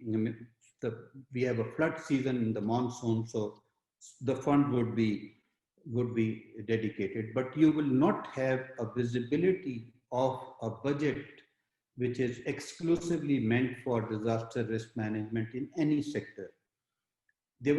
We also carried out, certain intervention in the term of like environmental impact assessment, making part of our project planning. And although the building codes which were revised for after the earthquake, so there were a hidden investment in all the sectors whenever they would have to comply to these two things in order to get their projects passed from the relevant authorities. One thing good definitely happened, and that was in the earthquake 2005, after that, whatever reconstruction that we did was compliant to the revised building codes which were being formed in 2007. And all these structures were, especially in some parts of Pakistan, were tested in October 2005 earthquake, with these buildings showed that they did not got damaged. So that sort of a thinking definitely came in. And if I would say so, that some sort of investment by in the public sector and of course in the private sector was going on in the compliance of construction of infrastructure and building. However, the meaningful intervention which occurred was the National Disaster Risk Management Fund, and it is one of the good practice, and I think it was one good thing which happened to us, that we adopted this concept. It has the three windows, the window of response, the window of risk management funds, and of course, another window of the risk transfer. So the window of risk management fund, of course, give us that insight into, or perhaps consolidates our thinking that we can now go on for undertaking all those interventions which are essential for the risk management strategies. The other good thing is that we have a national disaster management plan, which was very elaborately, and I would still say so, though it was made in 2013, it is still a very light document. It actually gave us a blueprint of all what is to be done in the risk management domain. And the major interventions were definitely in the domain of early warning and flood mitigation, the National Flood Protection Plan. And I'm happy to report that Mr. Ahmed Kamal is sitting here, that National Flood Protection Plan, after a lot of deliberation, has still been passed. So actually we know what to do, but we maybe have to now raise the finances to do it. Sir, can I request you to conclude? Can I request you to conclude? The construction of mega dams of Diyar Bhasha and Moman, the billion tree tsunami, our shift to the renewables, and basically a lot of advocacy campaigns which are going on by the NGOs and the private society, and the risk transfer thinking which has come in. It is definitely taking us forward, that we have started thinking, and if in the next decade that we have to meet challenge, what again we need to actually take a stock of what is happening, what is being invested in various sectors, and perhaps refine it, reorientate it, and maybe we have those resources available to prioritize our needs and move forward, and also consolidate the NDRMF. Thank you very much. Thank you very much, General, for that very informative answer and talk. Key issues that come out from your talk are, in terms of institutional strengthening, we have a very long way to go. Until and unless we go down to the district level and create structures for disaster management at the district level, our approach will always remain response-centric and will never shift to risk mitigation at the district and community level. And as far as the risk financing is concerned, yes, RMF is a very good initiative, and it has the potential of significantly improving our risk mitigation environment within the next decade.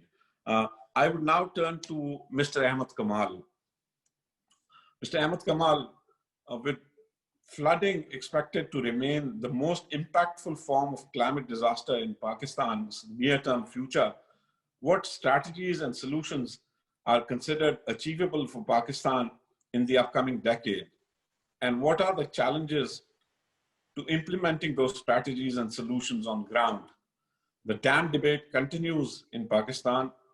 Are there other water storage and flood control systems that can offset the demand for a mega dam that can build resilience to climate impacts?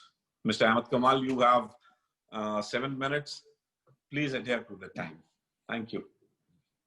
Thank you very much. It is a proud privilege to be part of this discussion when two former chairman and DMAs and bosses, my bosses are sitting there.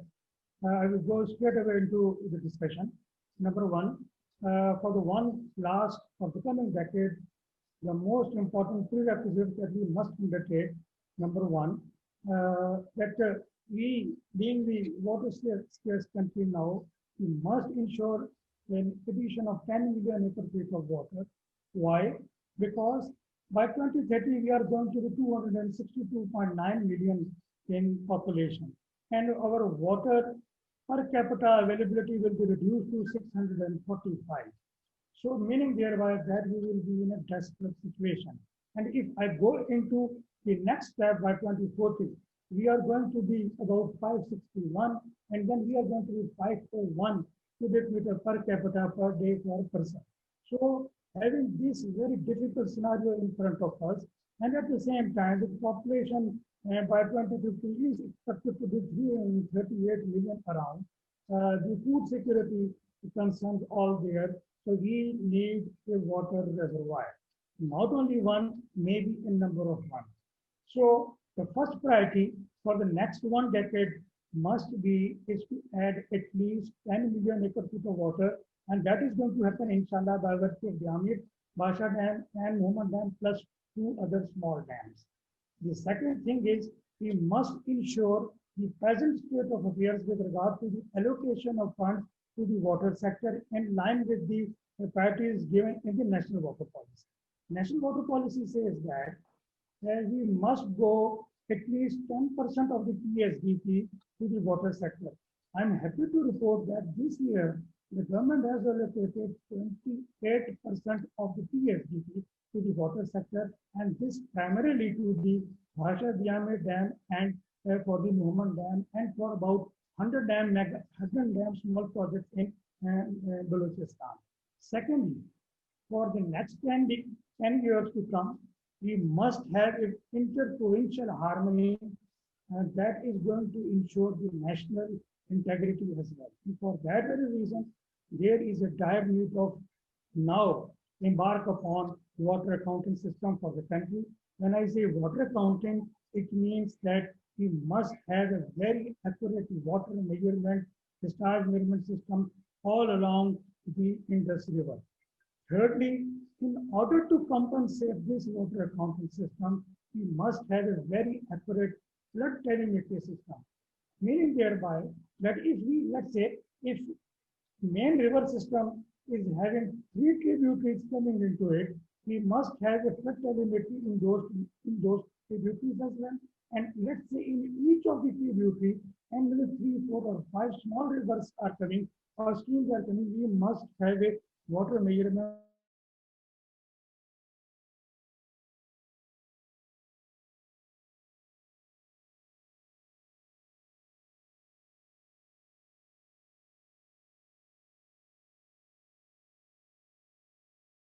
The provincial harmony is going to prevail. Fifthly, our last 2 monsoon seasons have depicted very clearly the danger of or the growing danger of urban, you can say, flooding. For that very reason, under National Flood Protection Plan 4, there has been 20 cities which have been highlighted as the most vulnerable. I should say that at least 5 of those cities, including Lahore, Karachi as well, must be taken care of with regard to urban flooding so that the economic activities during any monsoon activity or during any urban flooding situation is not hampered. May I also say that we are perhaps the biggest you can say player with our groundwater resources. At the moment, we are expecting about 50 to 52 million acre feet of water per year. There is more than 1.3 million tube wells which are not even registered, and there is no regulatory framework for that. So in order to conserve water, in order to offset the immediate requirement of mega dams, we must take care of our groundwater regulatory frameworks. We must have a water conservation projects put on ground like rainwater harvesting, maybe groundwater recharge projects, and maybe delay action dam projects on ground as well. And I should also say that now we have to link all these things with the growing impacts or the very visible impacts of climate change. In 2005, there was a well thought out study made with a scientific background and evidence, and that talks about the provision of environmental flows in our entire industrial system and addressing the minimum requirements of seawater intrusion downstream of the coastal barrage. If all these parameters or all these measures are taken or put in place on ground, I think that we are, inshallah, will be in a position to adequately adapt ourselves to the growing climate, you can say, concerns on ground. One final thing, with regard to addressing the seawater intrusion and the problem of water in Karachi city and the, you can say, urban and industrial areas of the same. A very good project is presently being conceived, and that is to create a lake downstream of the Kotli barrage and then to convert it into a barrage at the mouth of the sea. So if that happens, it is going to store about 1.9 million acre feet of water the year around. That not only going to address the seawater intrusion, that will ensure the availability of good surface fresh water to the province of Sindh, or to be very, you can say, accurate to the Karachi and the areas around. My final submission would be that we have got no authentic water sector database. We are doing efforts for that. That database, once established, is then going to be a milestone achievement, because it is then going to put all the federating units into a single unit with regard to the authenticity of a certain figure and life fact. My final comment would be that the water sector department, including my department, have been very badly, I should say, treated with regard to the provisions of logistics, with regard to provisions of the latest state-of-the-art, you can say, know-how, as well as incentives to the professional engineers. If we really want to work in the water sector and to fight climate change and the natural disasters, especially the hydrometeorological disasters, we must put water sector department into a good state of affairs. So thank you very much, sir, and thank you very much all for patiently listening to me. Thank you very much. Thank you.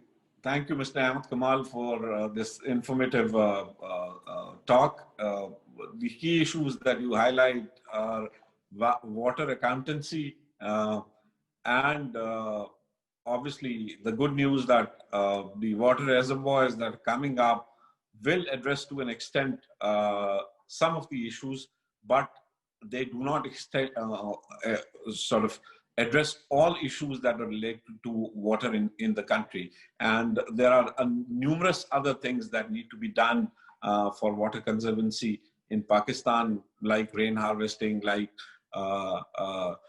focusing on our agricultural practices and so many other things.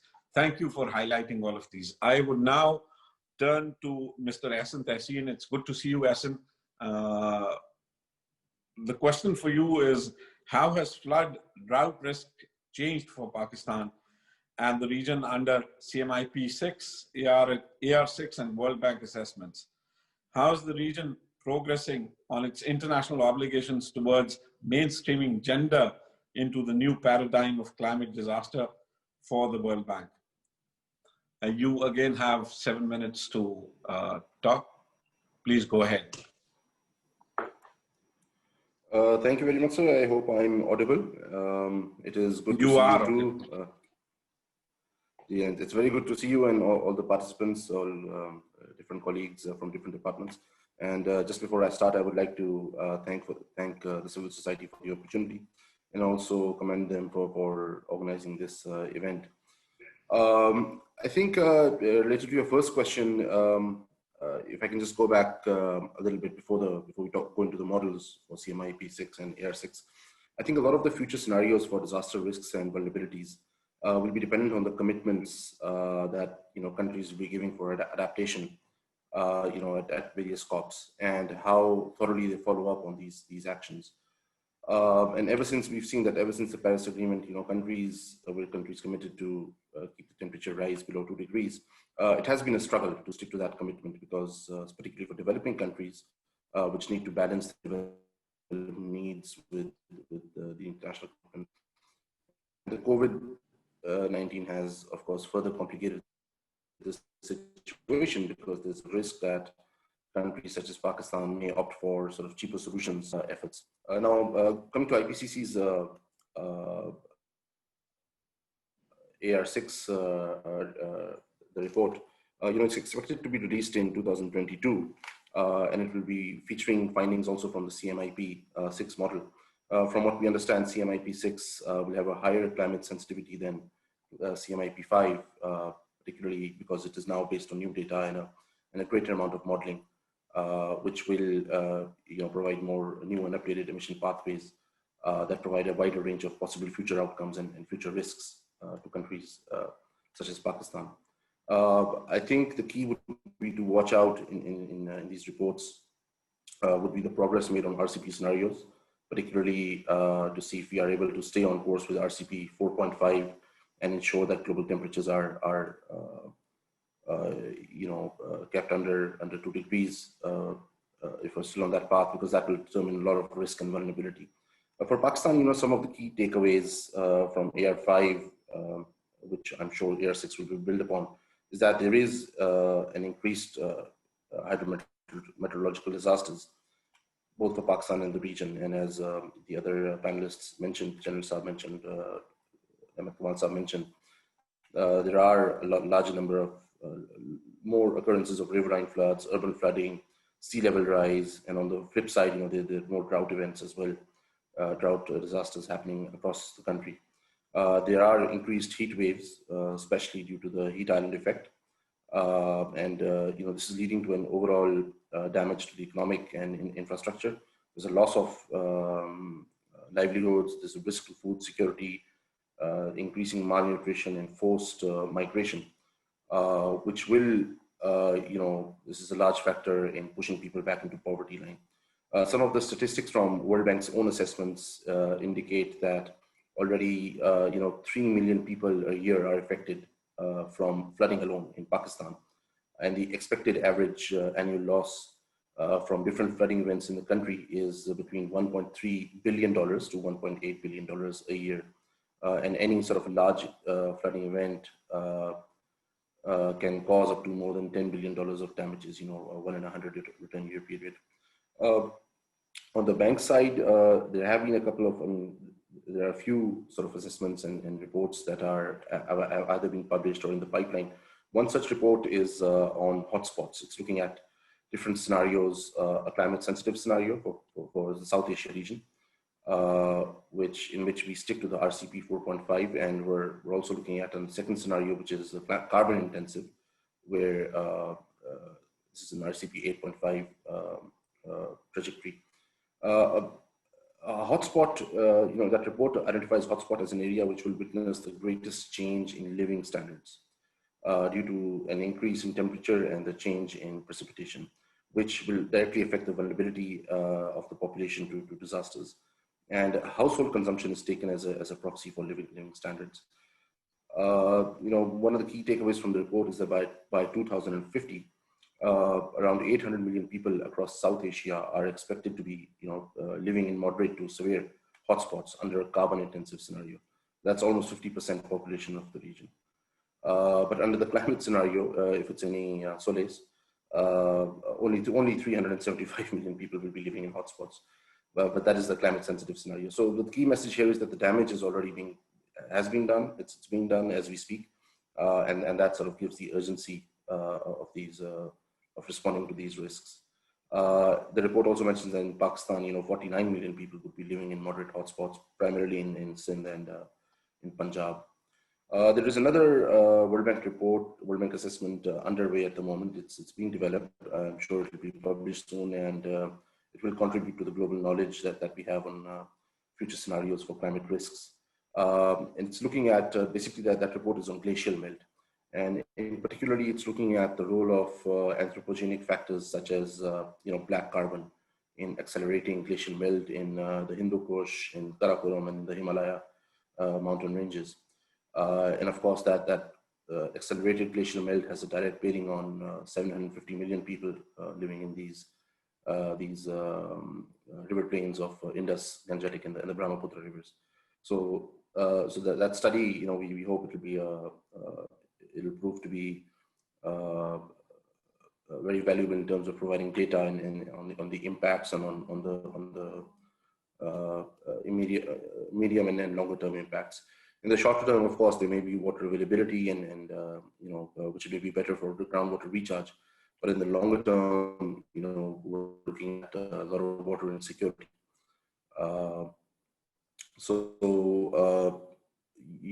That report can really feed into any sort of policy recommendations or policy visions regarding black carbon.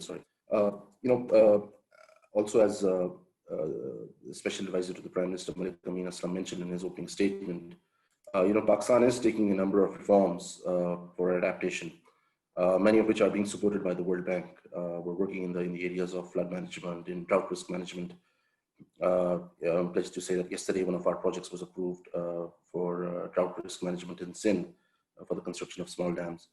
But however, the significant investments are required, in climate adaptation, and we must be mindful that there is a obvious reluctance between policymakers to invest in risk reduction at this stage when the returns are not immediately visible. The returns are only visible once these risks are realized at the time of a disaster. But one final point on this particular topic is that global experience and World Bank's experience and UN's experience says that $1 invested in disaster prevention saves between $4 to $7 in disaster damages. So the financing required for climate adaptation would be, any money that goes into there would save almost 4 to 7 times of damages that may occur in future disasters. On your second question on how we are moving ahead on gender, especially for the World Bank, we do recognize that there's significant challenges for women due to climate change, and international studies say that women are more likely to be displaced as a result of disasters than men. I think there was a UN report on this in 2015. And generally, in the South Asia region, there are overall issues that women have with access to education, healthcare, and employment opportunities. There's lack of access to resources and decision-making. They're kept out of decision-making. And all these different issues are further exacerbated by climate-induced disasters. Pakistan, as a country, recognizes this issue. We have a national climate change policy that mentions gender sensitivity. I believe the policy is also being updated, and gender will likely feature as one of the key themes on this. The NDMA has a gender and child cell, as you know very well. And the government, I understand, is also developing a climate change gender action plan. I think that's being led by the Ministry of Climate Change. But the challenge, the issue that remains is that there's a huge gap between policy, the ones I just mentioned earlier, and the actual implementation. So implementation, we see that there's a lack of implementation happening on the ground.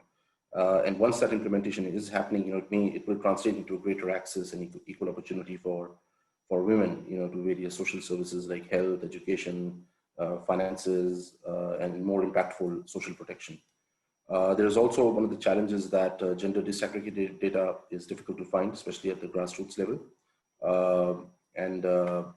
But we have an opportunity, and under the Paris Agreement, there's a strong basis for gender responsive approaches that needs to be incorporated into national policy.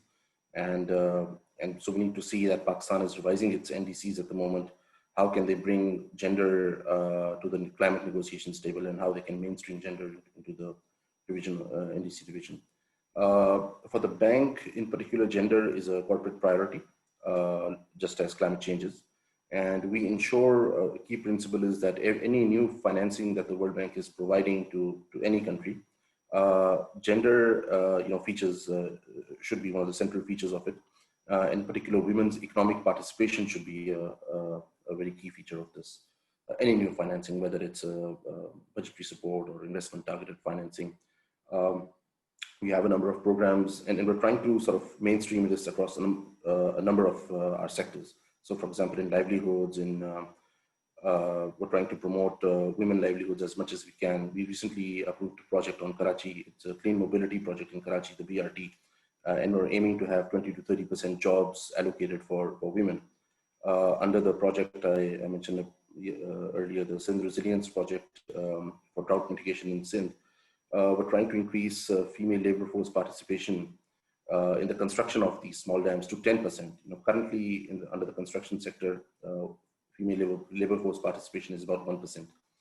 Similarly, under the project where there will be creation of a rescue 1122 service for Sindh, and 1/3 of the jobs will be going to women. Through another regional efforts, there's another project called CARE. It's a regional project, and we're helping the governments, regional governments, in collecting gender disaggregated data to better, help inform, policies. And through these projects, I mean, it's not just about investment financing, providing jobs. We're also trying to, at the policy level, particularly under the transport sector, infrastructure, agriculture, and water, they can increase women's access to the city. That is one of our, key sort of themes moving forward to ensure that women are included in decision making, and their economic empowerment is ensured through any of our financing. With that, sir, I will hand it back over. Thank you, Ahsan Tehseen Saab. It's great to know that World Bank, like always, is working with the government on climate change adaptation projects, on risk mitigation projects. I very fondly remember the disaster risk reduction project and institutional strengthening project that we worked on at NDMA with the World Bank. I hope it finds a conclusion. It's great also to know how World Bank is ensuring gender inclusiveness and gender issues into the projects that they're funding. Gender has been a mainstream issue both at NDMA and at the humanitarian forums and other forums of the government for the last decade or so. And the importance that it is receiving has created an impact, and we are very hopeful that impact would improve. So I would now ask the other participants if there are any questions directed at the panel.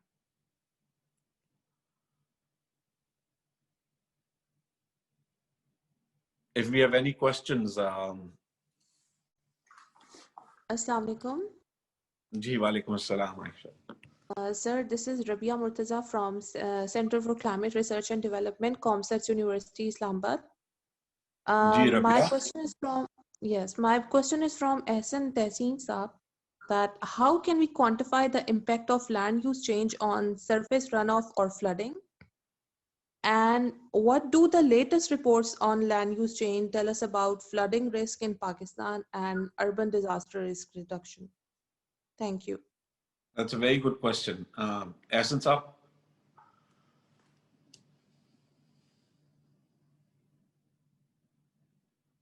Ahsan Saab, the question was directed at you. Thank you very much. I'm speaking from a World Bank perspective. I'm not sure if other sort of organizations are into this. But we do believe there's a need for further analytical work. There's a need to gather a lot of data on as you mentioned rightly, quantifying the impacts of flooding on land use.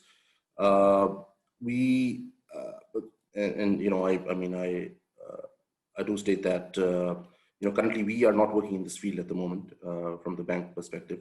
My other colleague who will be joining later, Basharat, I think he's from the water sector.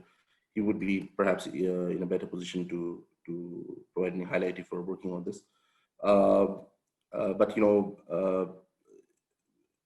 general, I think the issue, the problem is that the paucity of data, the paucity of solid analytical work on this is a huge challenge. It's a big gap that needs to be filled. Our aim as a knowledge bank, not just as a financing bank, but is to develop as much knowledge products that we can on this, and support the government on this area. And like I said, I admit that we haven't sort of gone into this field yet. But I think it's a good point that you make, and this is perhaps we can I can take it up with my organization to also support the government in developing and analytical work on this. Let me bring in Mr. Ahmed Kamal if he's around. Ahmed Kamal sir, has the Federal Flood Commission done any work on this issue? Sir, let me share with the participants that we have got a national level flood inundation maps prepared, which are presently with all the provinces with both hard copies as well as digitized copies. And the clear mandate given to them is that they should disseminate it up to the district level, so that by the time a certain threat of flood to a certain district is received, specifically the riverine flood, there should be a certain flood warning manual prepared by the respective district, so that they can work out the number of, you can say, settlements coming into that likely inundation, the population coming into it, the basic health units, schools, colleges, grid stations, whatever. So, and training has also been conducted on that twice through Mrs. NESPAC. I think that aspect is being used very well. Although that was prepared in 2017, I think that it is a time to further refine it and to further add more ground realities into that, maybe with new aspects like if we have taken only 4 or 5, you can say, parameters, let's add more factors into that. With regard to future, under National Flood Protection Plan 4, we have kept for all new works, which are 582 in number, we have kept river to river, or you can say from a certain reach to a certain reach, like from Kotri, from Guddu to Kotri, or Sakkar to Guddu to Sakkar, or maybe Chashma to Tonsa, Tonsa to Guddu, a complete feasibility study, so that everything in that feasibility study is highlighted, and based on that, the structural interventions are put on ground after taking due cognizance of the risk assessment needed on ground and things like that. I think that that's what I should say at the moment on it. And we can even share all those data for the purpose of good, for the purpose of you can say further research and further refinement of various you can say activities being performed by federal and provincial institutions under their given mandate, but coming under the same core issue of climate change and the disaster management. Thank you. Absolutely. Thank you very much. Yeah, Jan Nasir, please. Yes, very good question. Also seeing the perspective that what Mr. Kamal talked of, that we need to have or be working on the River Act. This is one thing which defines the actually right of way of the river. You all know that nowadays there is a Ravi riverfront project which is being carried out, and there are a lot of hues and cries over there about the limit of the river because the rivers keep changing their course. So this River Act, whenever it is for all the rivers and all the provinces, it is established and coming with a template of what Federal Flood Commission is doing about defining the extent of the rivers and the river plain, perhaps we will have a very good visibility of this land use planning. As of this moment, in some of the provinces, some work has been done by raising the urban land use planning units. But when it goes on to the rural areas and going on to the entire extent, especially of the river basins, that work is still not done to an extent that one can say so that we have an effective map available for this sort of a plan. Thank you very much, General Asghar. If there are any other questions.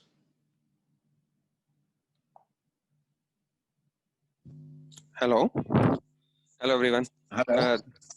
This is Dr. Farooq Raza Amin from Center for Climate Research and Development, CSCCC University, Islamabad.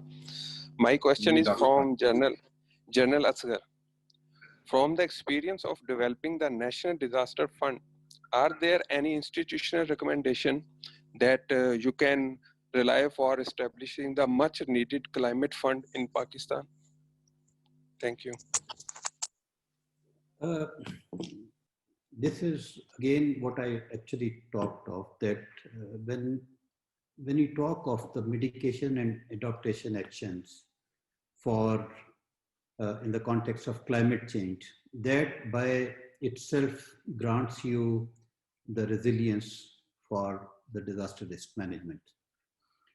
Now, what is happening is that in the financing that for National Disaster Risk Management Funds and the window that it has for the risk management also broadly covers a lot of areas which are related to the effects of climate change. Apart from that, there is a window available at the global level, that is the Green Climate Fund, for which any country can go for its requisition, and there's a procedure which is meant for that. And for that, Pakistan did utilize it, and it is in the process of doing it for the GLOF. I am not for, personally, in the personal opinion is, I'm not for creating that we need to have a lot of funds created for a specific purpose. When we go on to a stock taking at the level, at the national and provincial level, and we define our needs, there is a National Disaster Management Plan, there is a climate change policy, they identify the strategies, they also identify the intervention, what is to be done in each sector. And if we are able to identify that and converge this planning at the highest level, at the level of Planning Commission or the Planning and Development Department of the provinces, perhaps we can have so much of that funding available and complement it with the National Disaster Risk Management Fund, and we can address to the needs of our fund which is required for the climate change.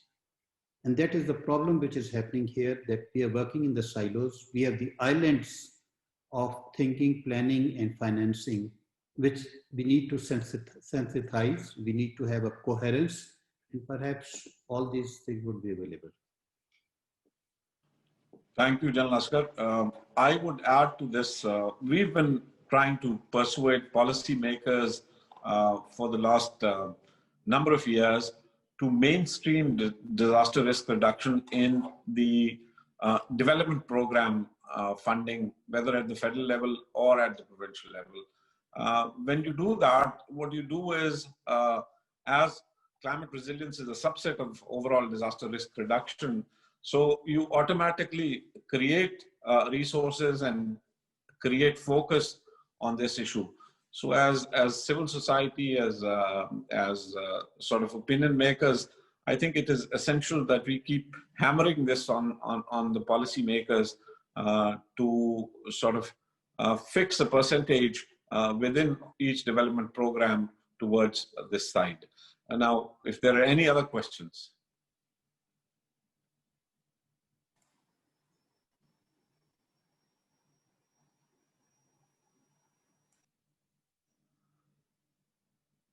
Sorry, Aisha, I can't.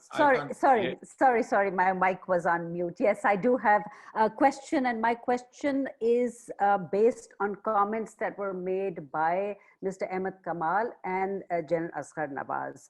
Mr. Ahmed Kamal, you said that, our population at the present trajectory is likely to be about 286 million by 2030, 293 by 2040, and 300 million by 2050. So if we keep those numbers in mind, no matter what other actions we take, they'll be neutralized by the increase in number. Why is it that we don't amplify this concern? And why is it that other countries in the region have managed to reduce their population growth rate, and Pakistan has not, its family planning program has not met with great success? And what is it that we can do about that? General Asghar Nawaz, you made a direct link with disasters and first responders, because they're first in the line to face this calamity. But you also talked about the Disaster Risk Management Fund. And here I would like to say that, you know, if first responders and community don't have access to finance directly, they cannot actually play an effective role. And we've seen this as a country. We complain about the GCF accreditation process, that it is too cumbersome. It is not possible for countries or organizations to access. But here we've replicated almost the same thing in the DRMF by making it so complex that small organizations cannot come up with the 30%, nor can the communities make that contribution to access finance. So what would you say in future? Is this the paradigm that should be followed for climate finance and climate funds in Pakistan, or do we need to have a rethink on this model as well?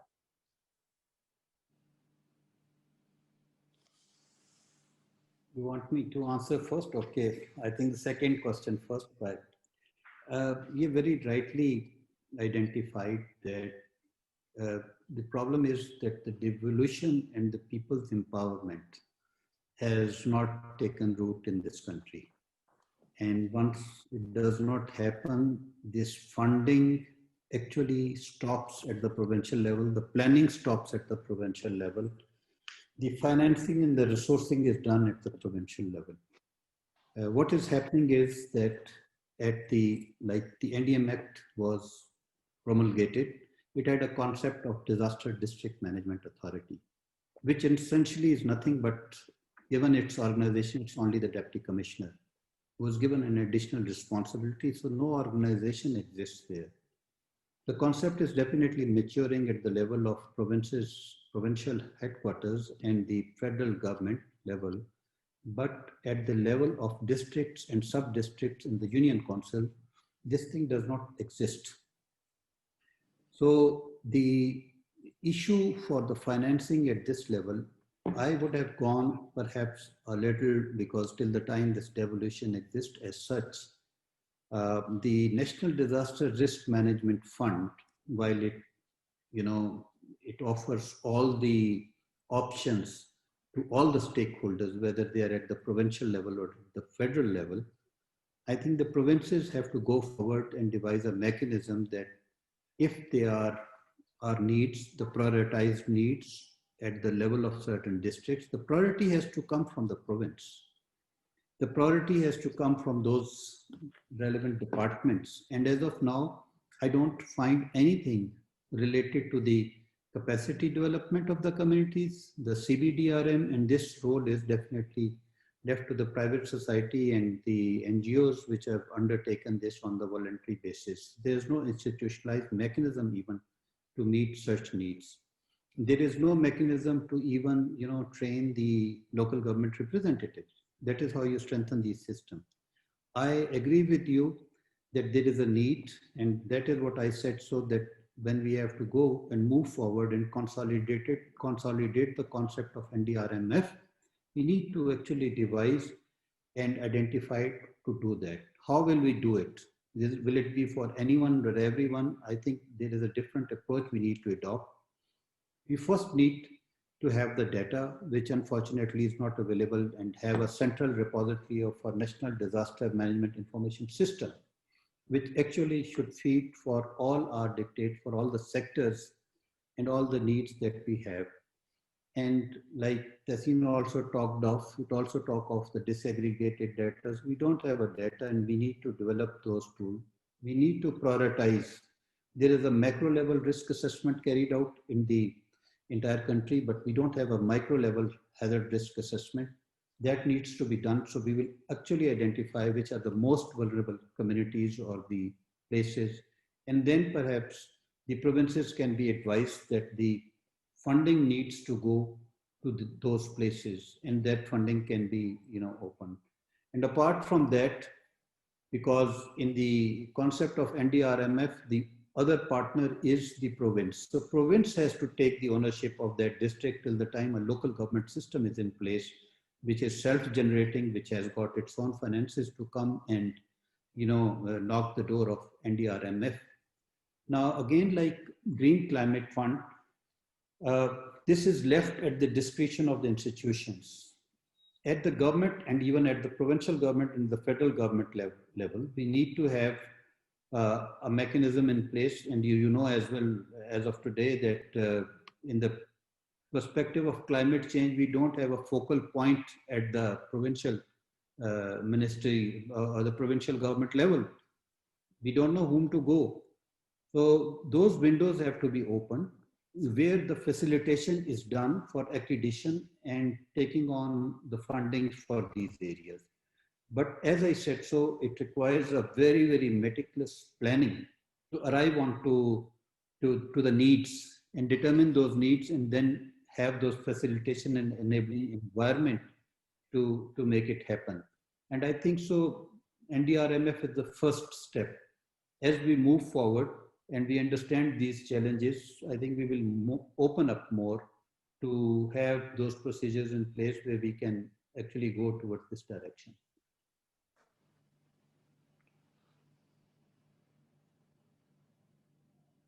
Ahmed Kamal Saab. Sir, I endorse what General Azhar Nawaz Sahab has said, but at the same time, with regard to the first concern or the observation made by Madam Aisha, I should say that yes, this is the job of the relevant, you can say, ministry or the relevant organizations to undertake necessary planning and implementation with regard to population control and all that. But the reality on ground is that we have to have our water resources augmented in a way that keeping in view the geopolitical and the geographical, you can say, concerns of the country. With River Kabul, there is nothing between Pakistan and Afghanistan with regard to water flows, and with regard to India, we have got so many problems on ground, and even we do not get any data from them. So whatever available with us on ground, we should store it, and we must store it for all reasons. We are not a developed country, we are a developing country. Now, it is basically the slogan of the developed country that they are working for not going against, for not going for the mega dams.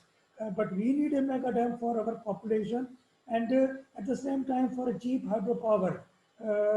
Once we are committing that we are going to have our greenhouse gases emissions are not going to increase to a certain level, rather they are going to reduce. But at the same time, in the past, we have so many thermal power plants and like that put on ground, and that we are going to, or we are required to,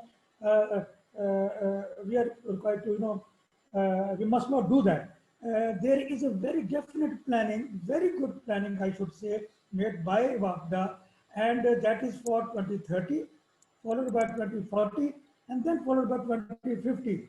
And there is so many good sites on ground where we can use, we can store the water not only for for a certain province purpose, but not for a certain local community purpose, but it can augment our requirement in the need of national water shortage. So I should say that this is the area we must work for. Coming to the River Act, I think that that is a very good step taken in the past in 2017 or 2018. At that time, you were at the helm of affairs in NDMA, and in Federal Flood Commission under National Flood Protection Plan 4, this act was prepared.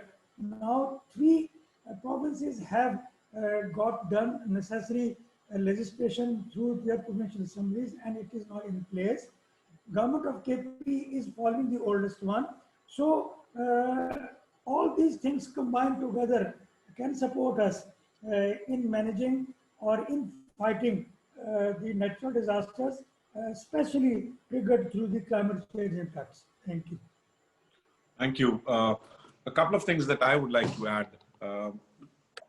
Rajan Nasir brought in a very important point, and this is something that we continued working on in NDMA, where we worked with all the provincial governments and got district disaster management authorities notified. The aim was to at least educate the provinces on the importance of the people at the district level because they become the first responders. We were also in the process of doing district-wise multi-hazard vulnerability and risk assessment. And by the time I left, I think we'd done about 15 districts. And we were encouraging provinces to do a district level MHVRA. Now, these are databases which are which continue to sort of pile up. And one of the projects that we were working with ESSEN and the World Bank was to create a national disaster management system, a data management system for disasters, and where the aim was to sort of add on all the information that is available at each district level and collate that information and create one single sort of picture for everybody in terms of disaster management. So a lot of work has gone into this. And we today stand at a juncture where we are seeing light at the end of the tunnel as far as the COVID thing is concerned. We know the entire focus of the government for the last year has been towards fighting this pandemic. But in the next few months, as the vaccine starts rolling out, the focus of the government will slowly and gradually shift.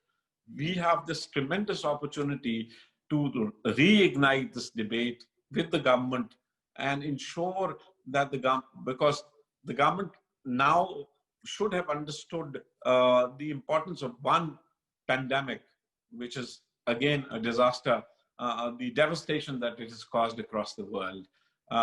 And having that sort of focus already in the mind of the government, I think next year will be critical to ensure that we can sort of hammer upon the policymakers to sort of keep this investment that we're doing towards this pandemic continuing towards other fields of disaster management and climate change. Thank you.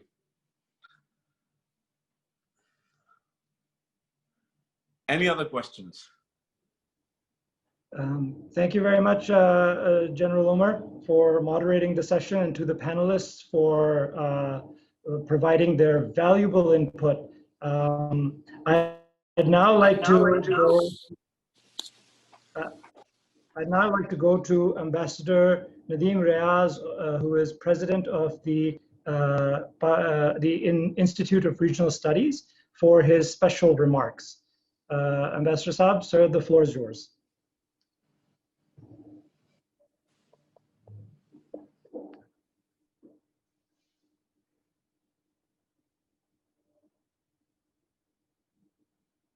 Ambassador Riaz? Okay. Can you hear me? Yes, sir. Okay. Good afternoon. Thank you very much.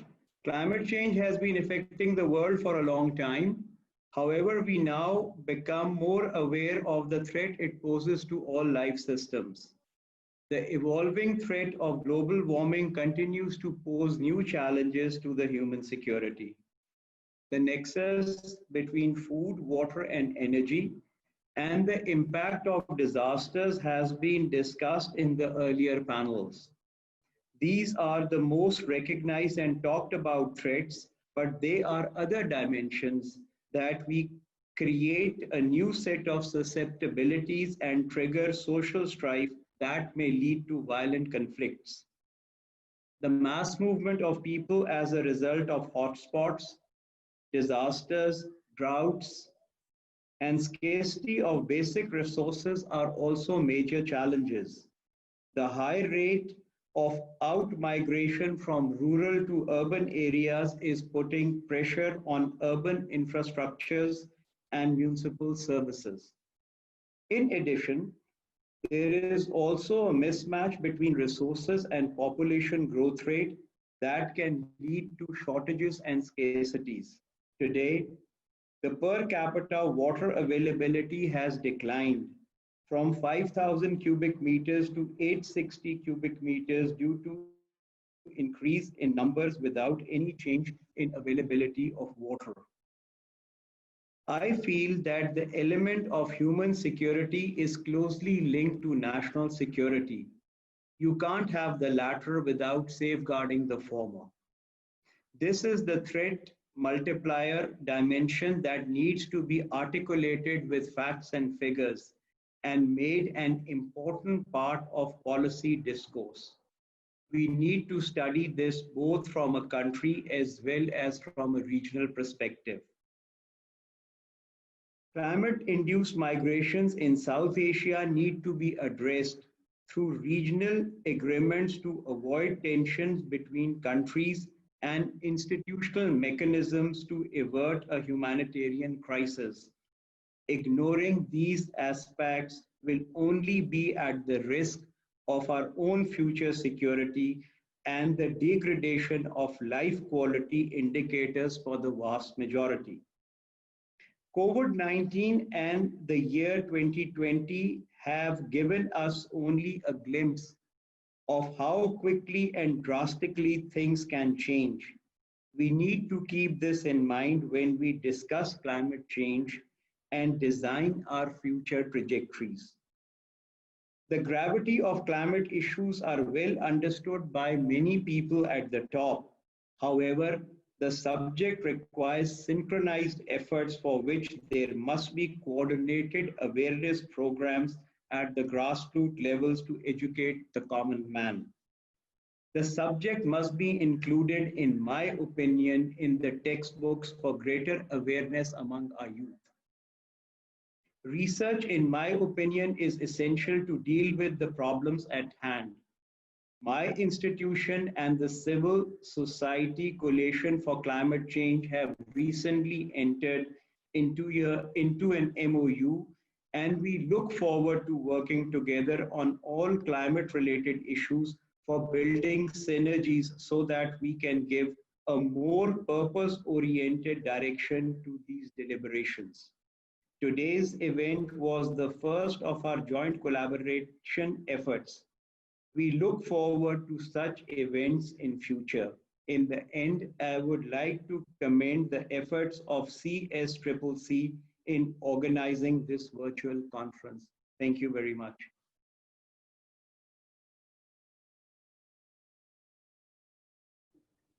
Thank you, Dr. Ambassador Riaz, for those wonderful special remarks.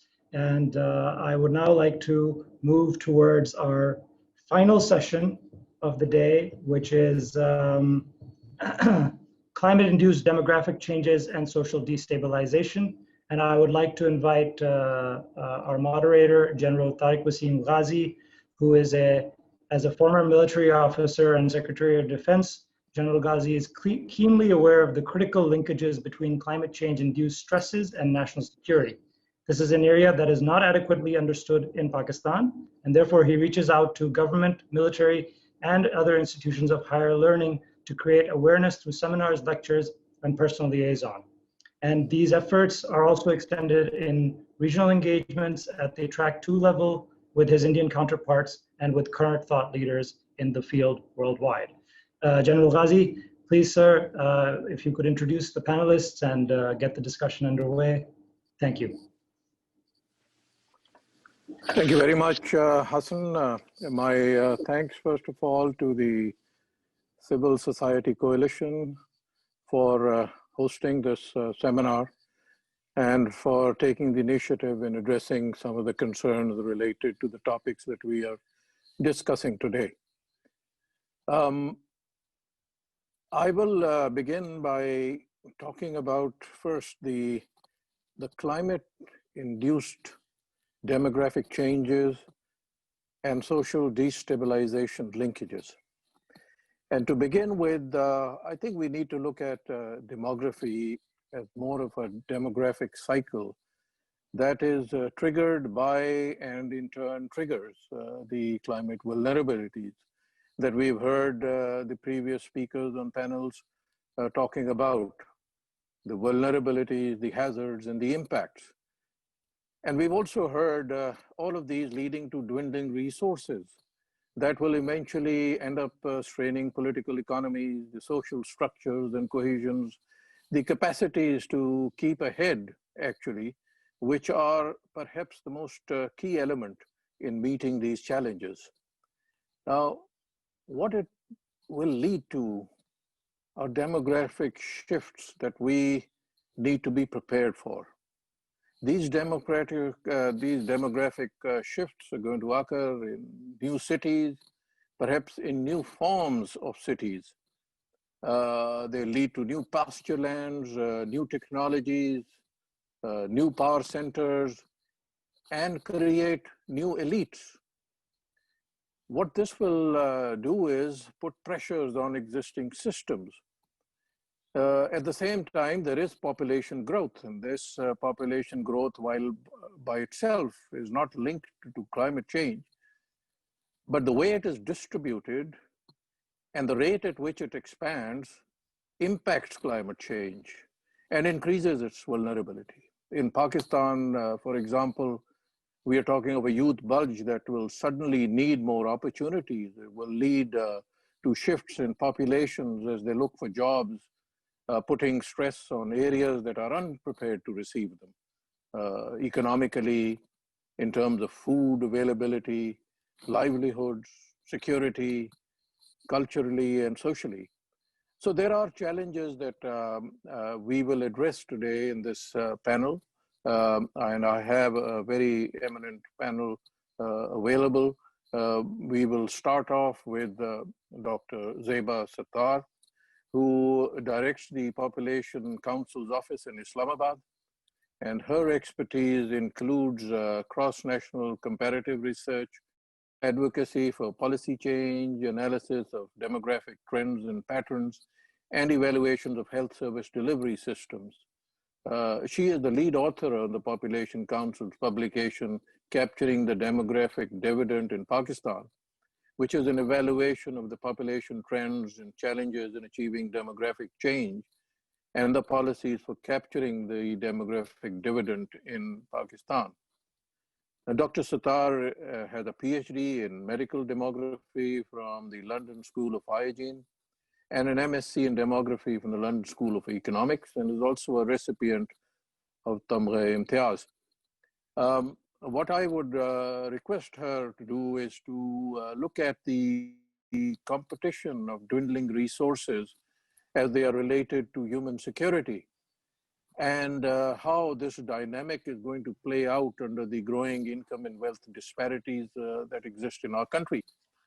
We would like to address some of the crucial indicators for policymakers and the development sectors that need to be kept in mind in the context of devising policies and climate change. So it's over to you, Dr. Zeba Sattar, the next 5 to 7 minutes. Thank you very much. Thank you very much, General Ghazi, for that very kind introduction. And thank you, CSCCC and the Institute of Regional Studies for inviting me to speak. And I'm so glad that basically that the demographic aspect has really entered the mainstream in terms of framing Pakistan's climate change agenda.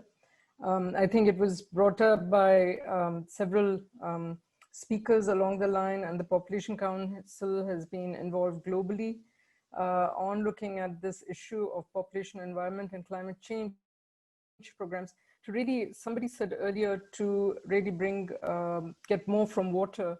We are really trying to get more from the population side. I have a kind of presentation because some of the facts that I want to present today underscore or reinforce what was said earlier in the earlier session about vulnerability. I mean, it's not accidental that Pakistan has suddenly become increasingly more vulnerable in that ranking German watch. It is really increase of population. Aisha has repeatedly raised, what are we going to do about increasing population growth rates? And the answer is always shifted to, responsibilities shifted.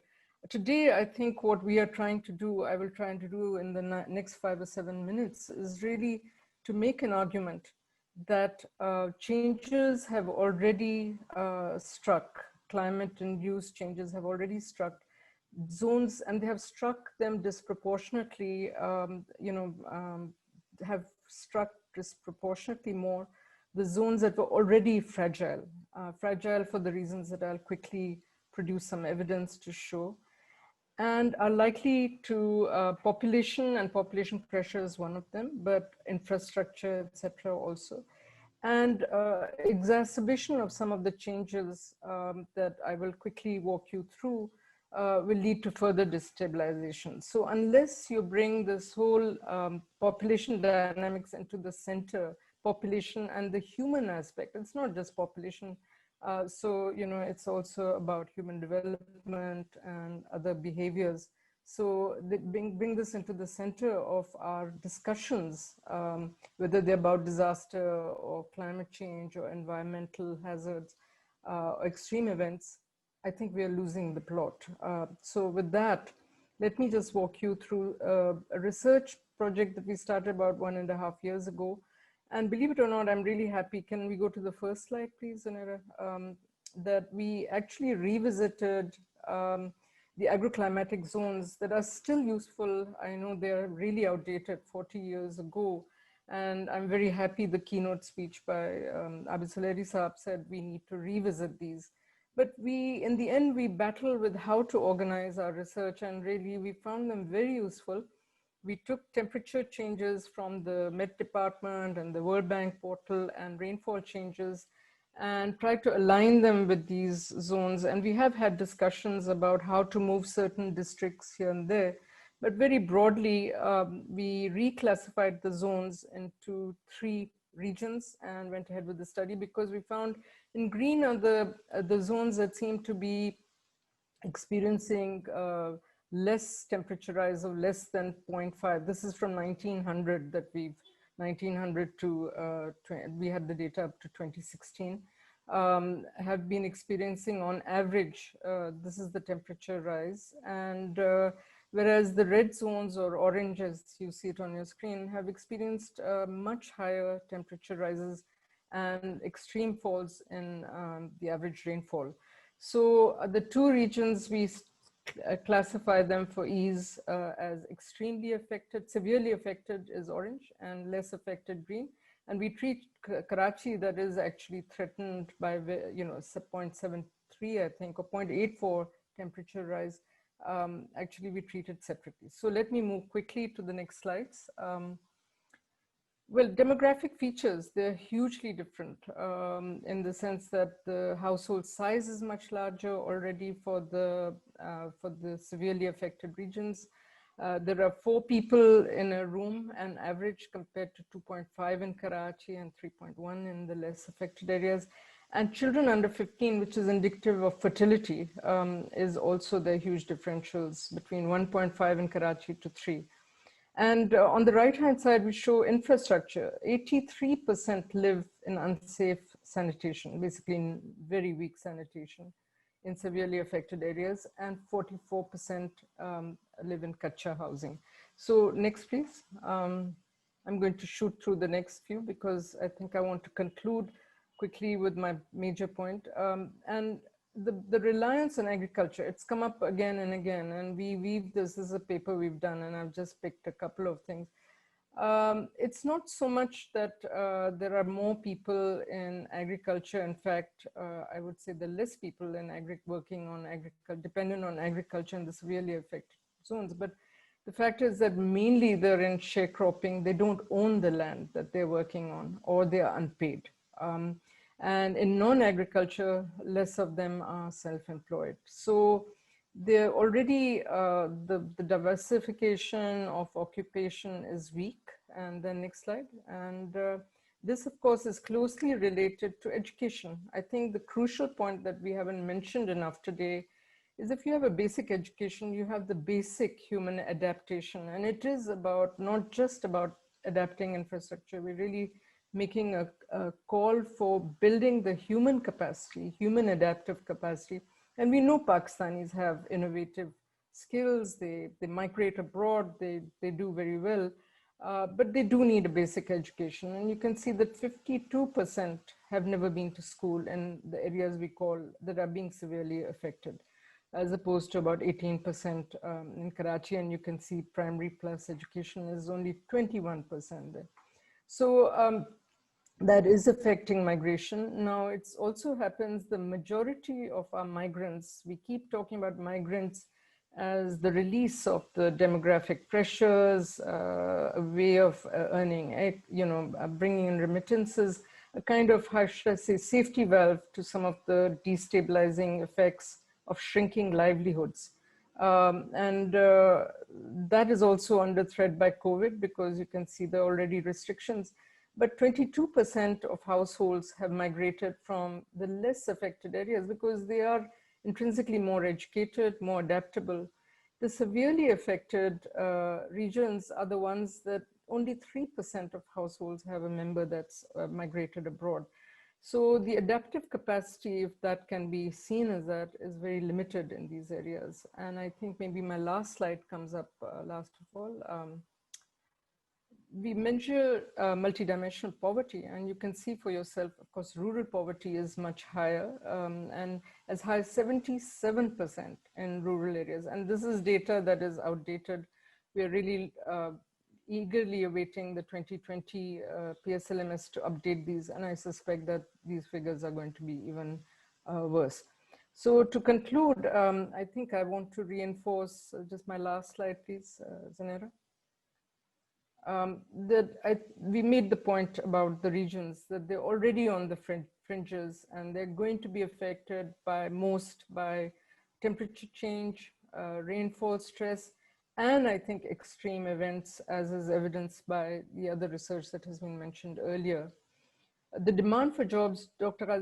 General Ghazi, you just mentioned the labor force, the so-called demographic dividend, but because of the large population size of the working age population, there's already huge unemployment even amongst educated. So when we expect people who will be shoved out of agriculture due to all these constraints, where are they going to find jobs? It's a very, very marginal jobs, in the non-farm sectors. So I think the focus on agriculture that was mentioned, I truly think that's a relook at how we make agriculture attractive, lucrative, better informed by research. That point was really important. I've already made the point about migration being, becoming a shrinking possibility, but it will be dependent on education and skills. So I think that is an investment that we should make. So when we talk about adaptation, I think we would really, I think it has been said before, but leaving out population, leaving out education, leaving out skill development, leaving out agricultural adaptation and things like that, really is leaving the adaptation strategy on no solid ground. So I'll stop here. Thank you very much.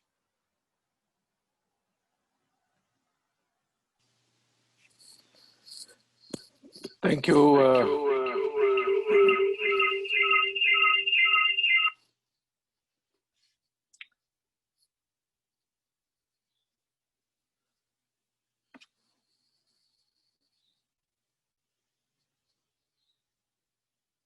Thank you, Dr. Zeva, for that very crisp presentation, as well as making some very important points, and especially with regard to the vulnerable already becoming more vulnerable, and the job opportunity shrinking with migration, a limited option, your focus really on developing the 4 areas of education, skill, agriculture, and reformulated population policies.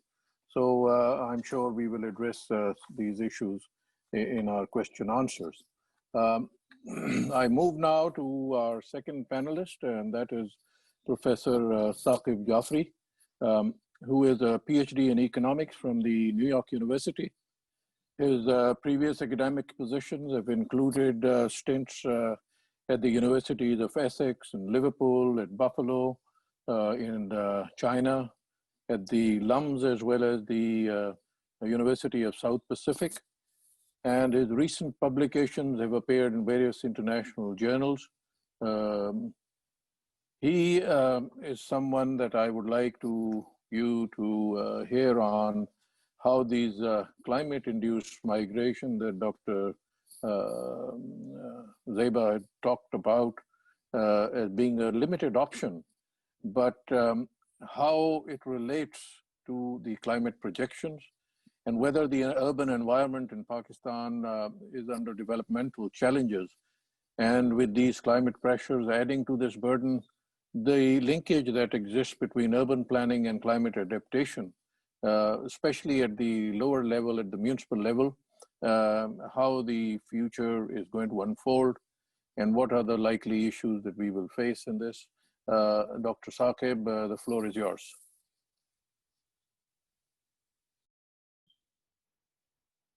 Thank you very much, Tariq Saab, and thank you to CSCCC and Aisha for inviting me to be on this panel and for organizing it. I'm sorry I couldn't join earlier, but it's still dark outside in London. So it was in the middle of the night that you started. Now, thank you for posing this question to me. I actually would like to answer it by way of agreeing with a couple of remarks that have been made earlier.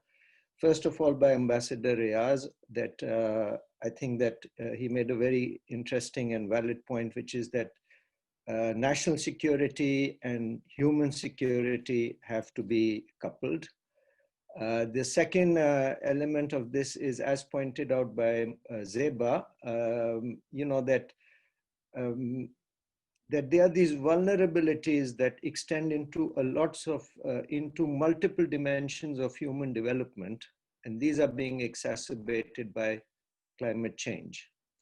I mean, it was quite clear from her data that, you know, the more severely affected areas are the ones that are suffering most from, say, lack of access to education and job opportunities. So in terms of, I think, the pressure on urban areas, first of all,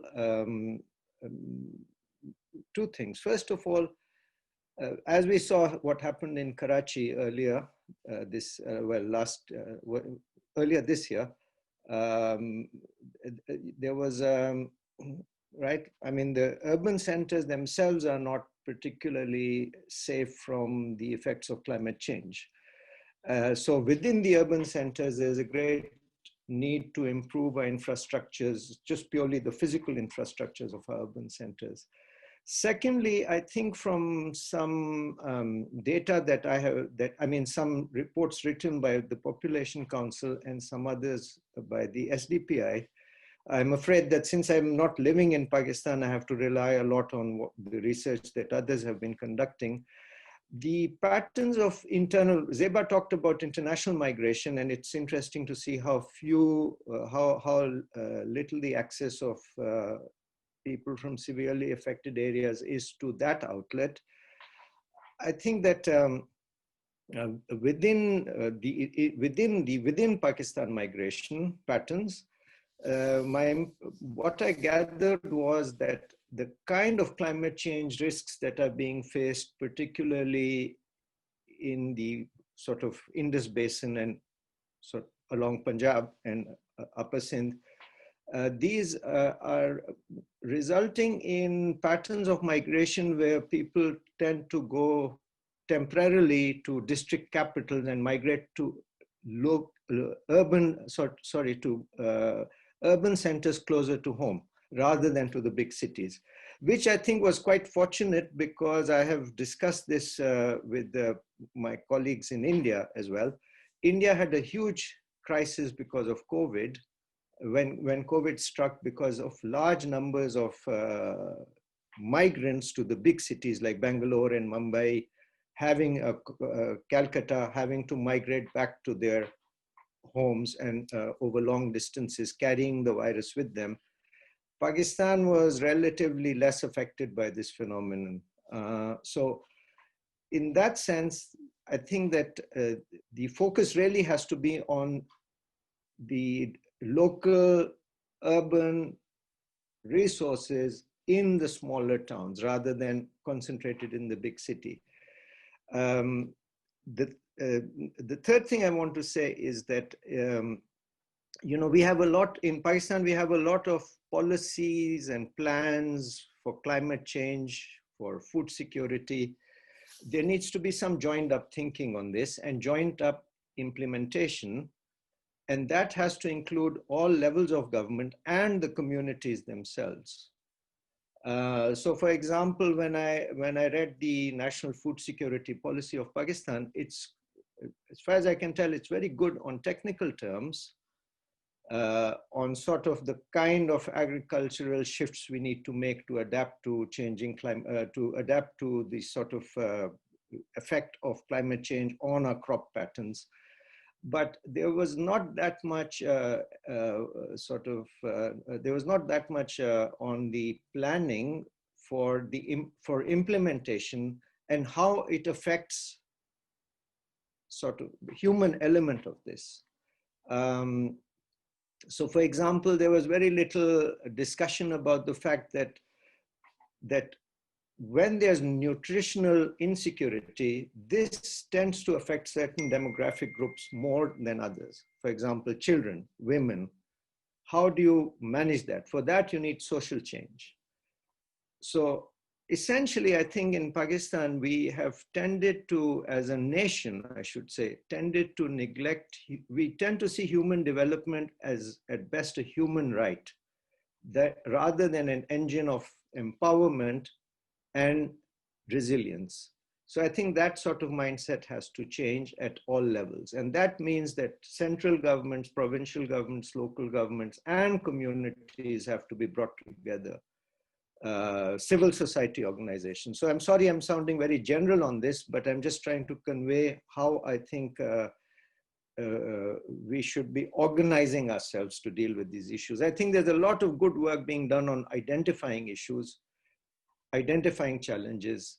What needs to be done is joining up our responses in a way that is both socially cohesive and well-resourced. Thank you. I'll stop there.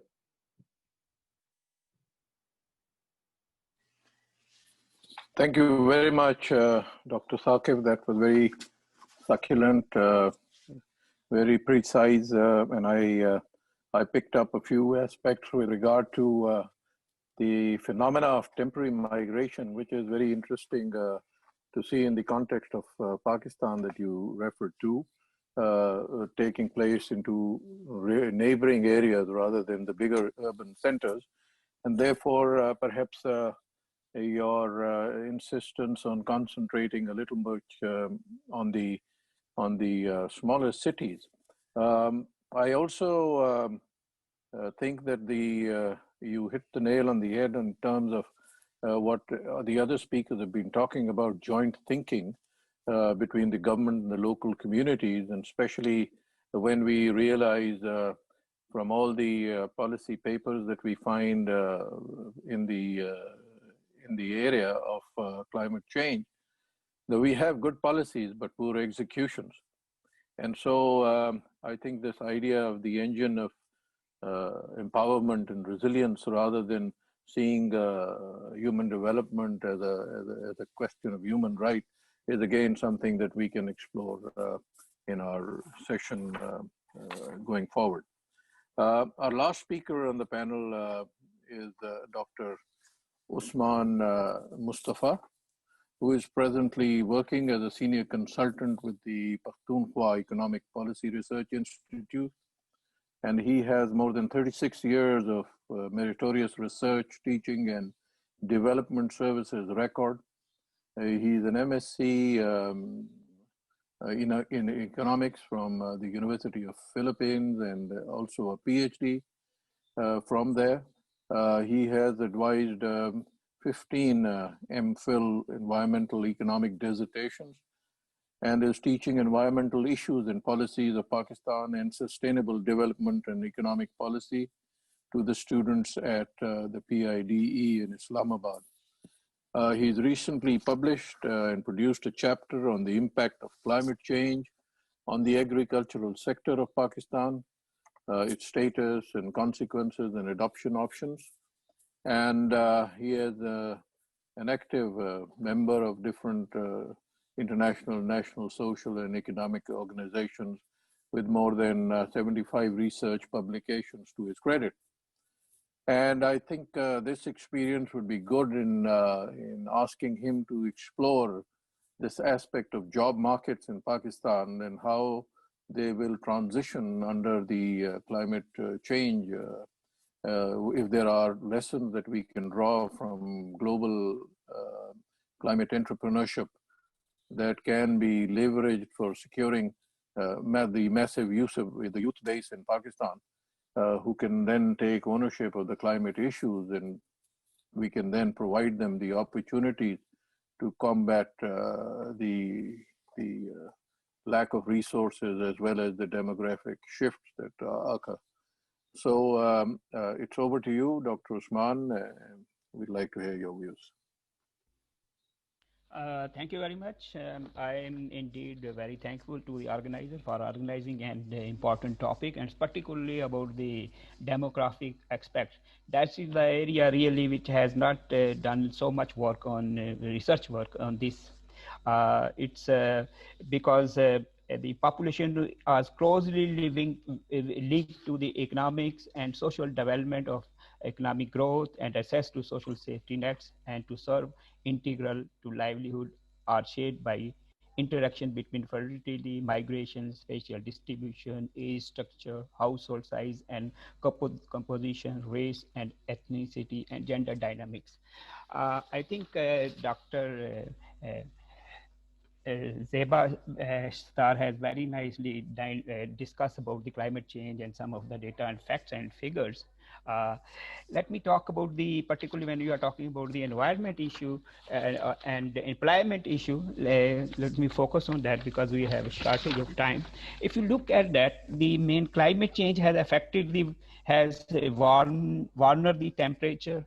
It's increases the sea level, it has extreme weathers, and I think in the earlier section we talked about the effect on agriculture, forestry, fishery, and of course tourism. A lot of sectors were badly affected. And when we are saying the affected, ultimately the one who is affected is the demographic and the people. And when we are saying the yield and production is decreased, the climate change is there, migration, particularly we have as earlier discussed that internal migration, we have more internal migration, the scope of external migration is decreased. So what's happening? What's happening in Pakistan is we are the urbanization, and the people from rural to urban are strongly migrated, and there is over the time there is a great trend on this migration. And what's happening with that, we don't have the opportunities of jobs, which create a lot of problem.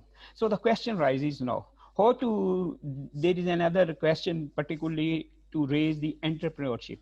It is a very nicely said that a person who see a problem is a human being, like we are all looking about the problem. A person who find a solution is visionary, and the person who goes out and does something about it is an entrepreneurship. So what we are talking about the jobs, and when we are talking about these issues, is the main issue is entrepreneurship. So when we have the basic role of an entrepreneur, which creating the job is to develop technologies, business models, and services. So society can use to achieve low emission and climate resilience, sustainable development. I'm talking with regard to the specifically technology related to the climate change and its effects. It also suggests a way to encourage guiding and supporting entrepreneur in their effort to innovation climate technology. There is a lot of case studies. There are a lot of examples about that. I'm talking with the climate change and new innovations. It's a number of we can have incubator centers. I can give you one example here also.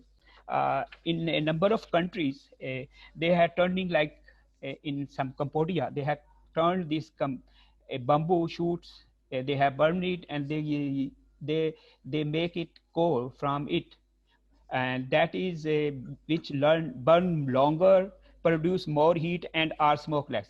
So similarly, drought tolerant varieties are there which can be helpful, and similarly artificial intelligence, there are so many other things, and which can be, let me see here, I'm talking with the technology and other things. This solar energy is one of the important and one of the area. I have been in FATA area for some studies. I have seen there a lot of panel they have instead of, and that's really very effective. And that's also a climate change entrepreneur, which give a lot of scope and also good for the environment.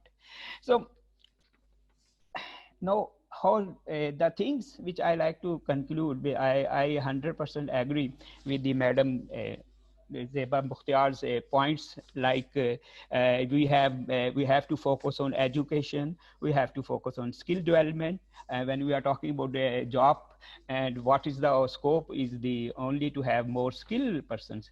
We don't have it as the adoption, as the new innovation and technology is going on, and it's a continued process.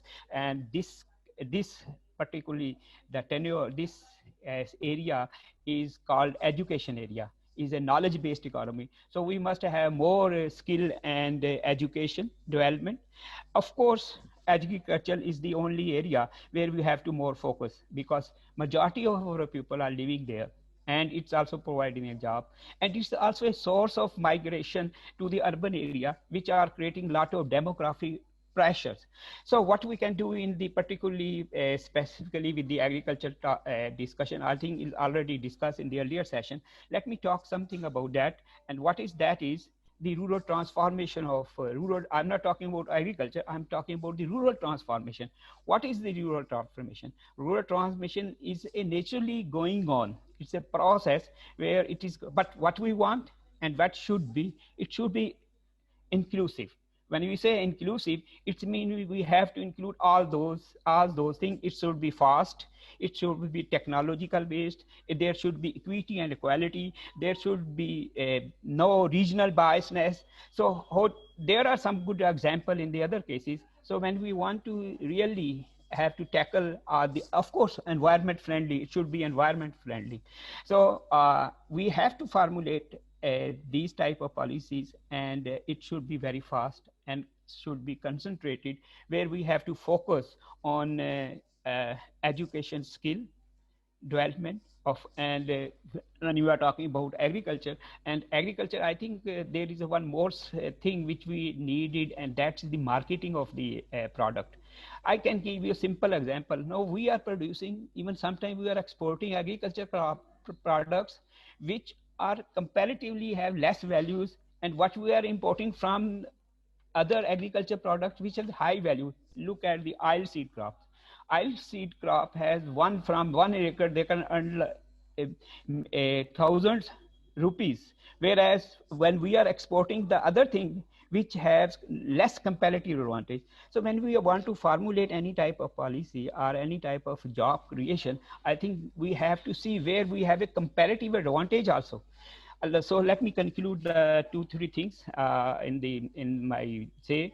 Of course, in order to create, in order to manage, in order to tackle, in order to mitigate all those climate issues with regard to population, I think one only way is to train and to educate them, of course. And when we want to have a rural transformation, we should have it's more inclusive, where we have to consider all type of things. So this technology innovations, we should not forego those things, and we should cope it with the emerging issues and emerging challenges in order to generate more employment, as we have a demographic evidence that we have a more youth population. We have to take care of them, and we have to get benefit of this. Otherwise, there will be more problem and more issues related to unemployment and job creation, and of course urbanization. And if you have a continued urbanization, that will create it more socio-economic as well as demographic and other issues. Thank you very much. Thank you, Dr. Usman, for your valuable ideas. And what I take home really is that you're an advocate for rural transformation based on a technical outreach, and artificial intelligence is an aspect that you brought into the picture. Also, you're looking at rural transformation more in the context of an egalitarian kind of a structure. It's equal, it's non-discriminative, it's free of biases, and is very centered on equal opportunities, etc. And of course, your call for maximizing the comparative advantages that we have, the areas that are strong, to maximize on those. So we have views on these matters from our experts on the panel. And I can now open the floor for any questions that you may have. Please indicate the speaker to whom the question is, and then we'll take it from there. Thank you.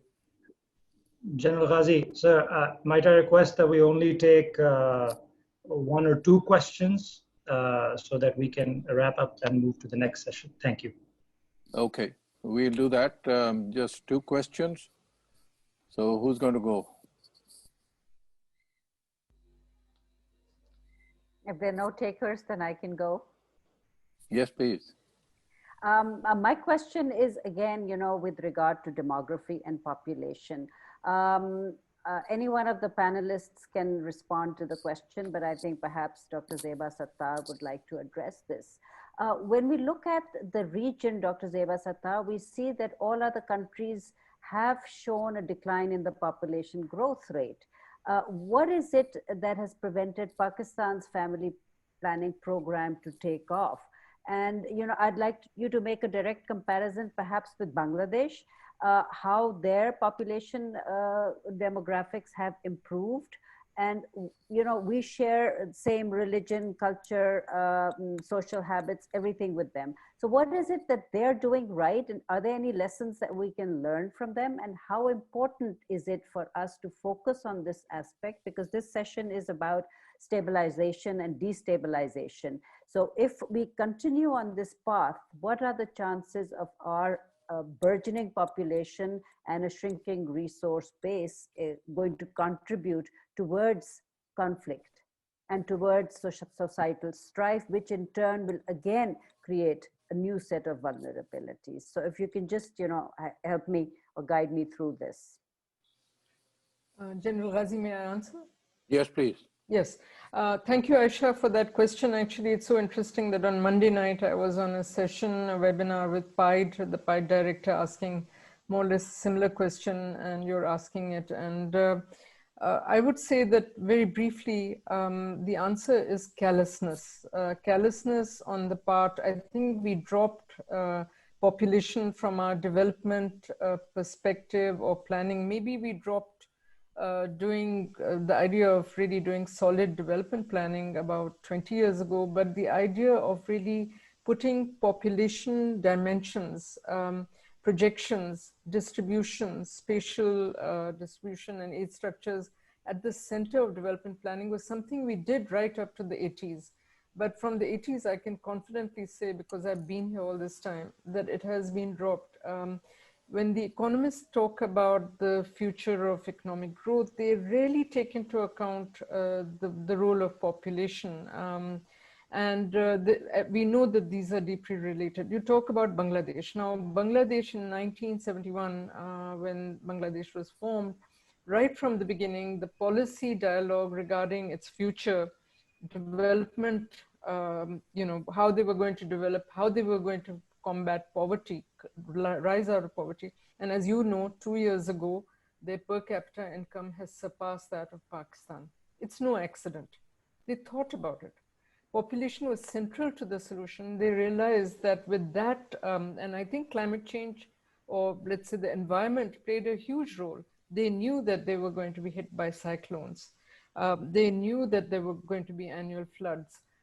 They realized that population, a large population size was going to become a burden. They invested in they invested in education and women's education, created job opportunities for women, and had a very solid family planning, voluntary family planning program, not like China, delivered at the doorsteps. It really extended to communities. Pakistan has done none of that. And even in this session and every session I attend, I assure you that is not with just population people, who lament why this did not happen. It's really population is something to be taken care of by somebody else in every session whether it's climate change or it's economic demographic dividend or anything that I attend. So I think that has to change. It has to come back to being the central part of any development perspective, planning economic growth, planning, watching out for national security. I think it's essential. And yet the responsibility is left to a small little department that has no power, no resources, and their capacity has been outstripped. They're not in touch. And health that should deliver family planning services is not delivering family planning because of the small department that has it. So that's kind of the answer. I could go on and on, but I hope I answered your question. Thank you. Dr. Saqib? Yes, please. I would actually also like to add to what Dr. Sattar has said. The economics of population is an interesting and important subject, and there's evidence both historically from the so-called developed world, as well as the developing countries around us, that one element in bringing down fertility rates and bringing population under control is precisely improving the lot of women in your society, education, job opportunities, and so forth. There's this whole idea of quality versus quantity children, where quantity children are a matter of poverty and insecurity. So you want to produce more children because there's infant mortality and so forth, and there's child labor. Then there's quality children, which are related to a family moving ahead in life, in a sense. Now, in the direct comparison with Bangladesh, my understanding is that Bangladesh, it has stumbled into, I don't think they did it consciously, they stumbled into a development framework where human development was prioritized. And that was because of the trauma of the 1971 war. Because they prioritized human development, they have managed to, in a sense, put the horse before the cart, which is what we've not done in Pakistan. In Pakistan, we have complained a lot how we had this wonderful development plan in the 60s and 70s that then was implemented by Malaysia and Korea. The fact of the matter is, yes, it perhaps was. Pakistan, I believe, did give advice to Malaysia on development planning. Yes, they did. But Malaysia, as well as their macro planning, also provided education, health facilities, and I don't even think they consciously went out to emancipate women. That's why I say that education, health, human development are sources of empowerment, because they will empower people, they'll empower population. So this is bringing me back to my point about we have to think in terms of human development as an instrument for our national goals and not just something that we do because of the goodness of our hearts. So thank you. Thank you, Dr. Saqib. I think that's all the time we have. And I'd just like to wrap up this section. I know there are many other questions that will be raised, but if we can take home something, it should be that, as Dr. Saqib just mentioned, prioritize human development. There is, of course, an issue which is close to my heart and the work that I do, and that is linking national security with human security to provide the necessary momentum to this discussion and for making this more and more inclusive in society.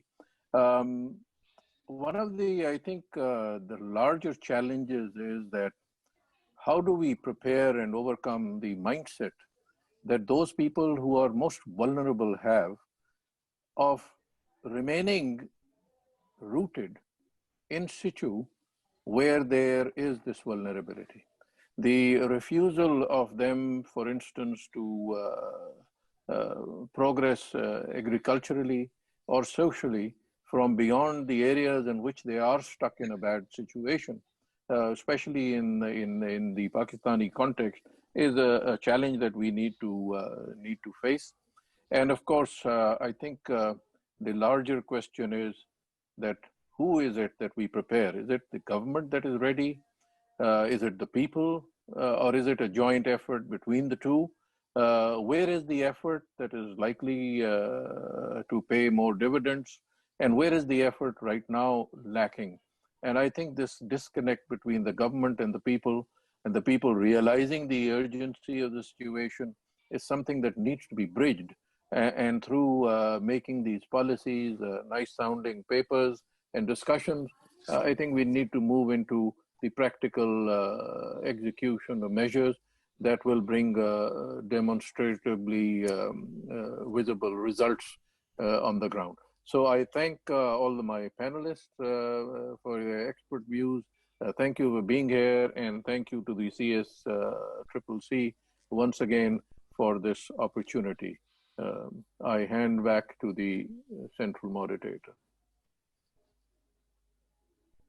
Thank you, General Ghazi, for succinctly providing the conclusions for this panel session.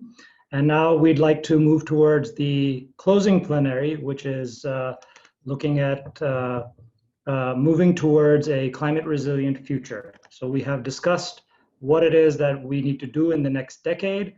And now I'd like to invite Basharat Saeed, who is a water resources specialist at the World Bank, and Ambassador Shafqat Kakakhail, who has also been working tirelessly throughout his more than 50-year career on diplomatic and climate and environmental issues as well. He's also I believe, chairman of the Sustainable Development Policy Institute. So I'd now like to invite Basharat and Shafqat Kakakhail Saab for giving the closing remarks for this conference. Thank you. Thank you, Hassan, and thank you everyone for inviting me. As always, this has been a great learning experience, and I hope to take many of the lessons I learned today forward through my career and through my personal choices in life as well. I think there's somewhat of a consensus that the sector or the natural resource that's most vulnerable to the projected impacts of climate change in Pakistan is water. And it just so happens that I work in that sector, so I'll focus on that for a couple of minutes. And then for the more profound and meaningful closing remarks, I'll leave that to Ambassador Shafqat Kakakhail. So talking about the water sector, we need to understand the system that governs our water resources to fully understand how we're vulnerable to not just climatic shocks and to gradual climate change, but any shocks to the system, right? So this is a sector which boasts one of the lowest water productivity rates in the world. I believe it's the 8th lowest last time I checked. We're proud of being an agrarian economy, but our agriculture water productivity rate puts us in the worst 10% of countries. Yes, water scarcity is an issue. There is a debate on what the exact figure is. At the World Bank, we've calculated it to be about 1,100 cubic meters per capita per year. And there are about 32 countries that have less water available per capita than us. On average, they're doing 10 times better than us in terms of the economic outcomes that they're generating. Environmental degradation linked to the water sector is a big issue. On average, we lose between $1 to $2 billion every year just from the degradation of wetlands in Sindh, with the focus on the Indus Delta, of course. And in the wash sector, it's actually quite horrifying. So Dr. Zeba Sitar might have more updated figures, but last I checked, about 30,000 children die every year due to waterborne diseases. We have one of the highest stunting rates in the region as well. And this is not an issue of access to water. Very few people, I would say, would die because of absolute thirst. This is a function of the quality of the water that is being consumed. Now, the point here is that having 8 to 10 additional million acre feet of water to put into a system that's producing these outcomes will not make us less vulnerable to the most profound impacts of climate change or any other shock that affects the water sector. And that's really what the point I want to drive home. There are many benefits that we will get by augmenting our storage capacity in the form of major reservoirs. And there's no denying that. Dr. Arif Anwar earlier said that it is very much the linchpin. It is the crux of our water system. Our water management system is built around the assumption that this amount of storage in the form of reservoirs will remain available. And to that end, yes, we should proceed and make plans for replacing the storage that is being lost to sedimentation. But to say that we will invest our resources, time and energy and planning in that will actually not change. If I were to give you the top 10 drivers of water vulnerability in Pakistan, it will actually not address any of those. I think it was Ahmed Kamal who brought up the issue of groundwater and the need for improving groundwater management. From a climate change resilience point of view, that is actually perhaps the most urgent thing that we need to do, because I mean, globally we say that groundwater serves as a buffer for drought years. In Pakistan, agriculture is increasingly becoming dependent on groundwater abstraction. I think about 90% of our domestic water supply also comes from groundwater. Karachi is, I guess, the one big outlier, the biggest city in the country not dependent on groundwater. So if you take Karachi out, then I think virtually all of the rest of the country for domestic water is dependent on groundwater.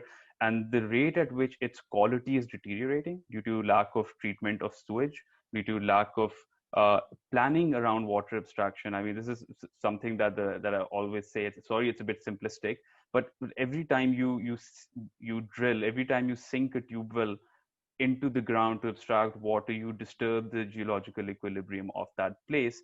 And every time you do it, you run the risk of disturbing deposits of arsenic, of fluoride, of other geogenic contaminants. So if, as someone said, if there are 1.3 million tube wells in Pakistan, then we have disturbed their geological equilibrium 1.3 million times potentially, right? So it's not just about licensing so that we can charge people for groundwater. It's also bringing in a regime whereby the decision of where to abstract, at what depth, how much, and what quality parameters to monitor is regulated for the benefit of people and for the sustainability of the resource itself.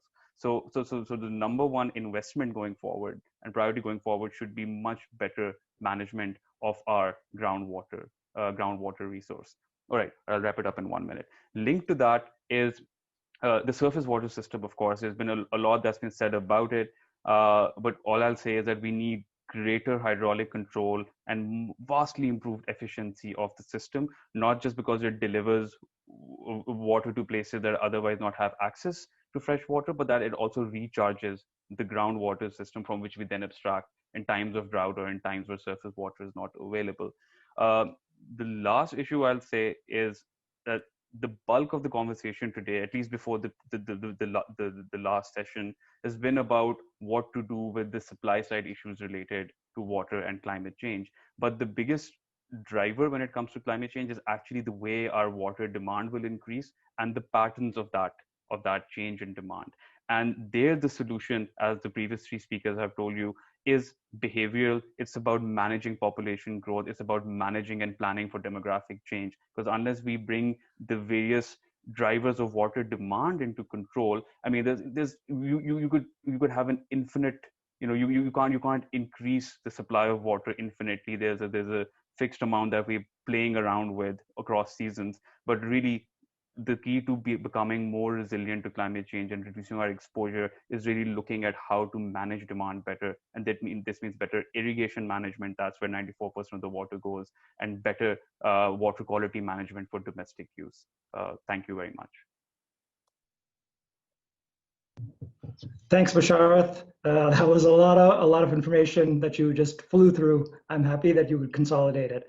And now I'd like to invite Ambassador Shafkat Kakakhail, who is also the chair of the Civil Society Coalition for Climate Change, to give the closing remarks as well as to synthesize the entire conference discussions. Ambassador Shafkat, sir, the floor is yours.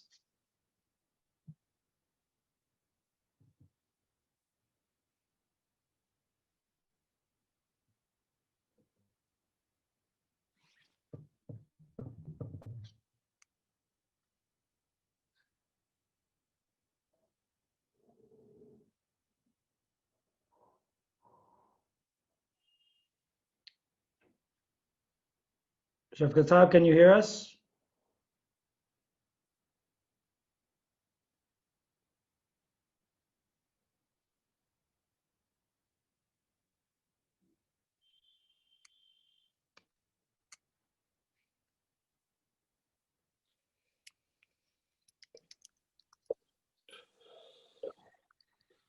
Yeah.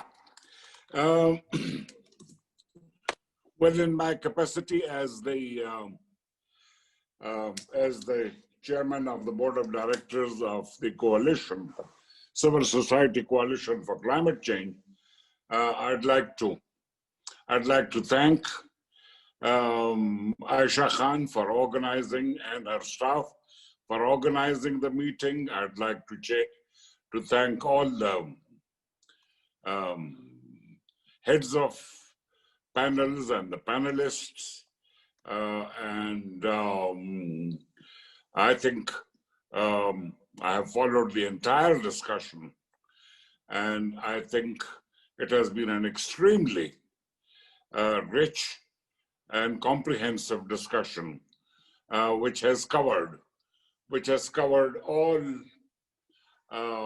aspects of climate change and Pakistan's vulnerability to climate change, and how Pakistan can reduce those vulnerabilities. As far as I'm concerned, I would like to basically emphasize first, identify the prerequisites of a transition to a climate resistant or climate resilient future for Pakistan, then look at the ground situation and then make some specific recommendations.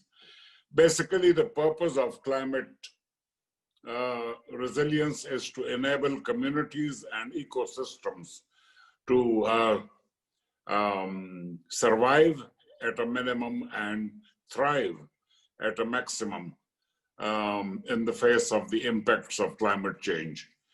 Now, when you look at Pakistan and remembering the impacts that have been talked about,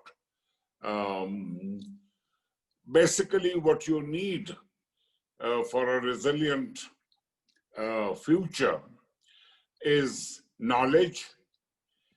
You need policies, you need institutions, you need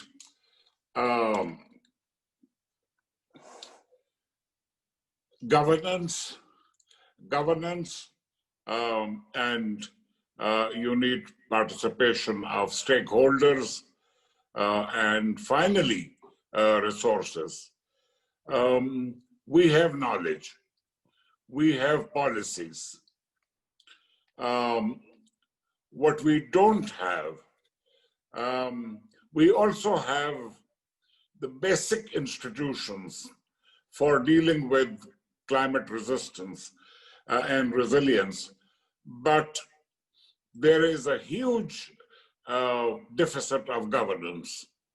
The biggest problem of Pakistan is the quality of governance, which makes it impossible to translate the needs of the nation brought out by knowledge, the needs of the nation defined by policies, and the needs of the nation given to institutions.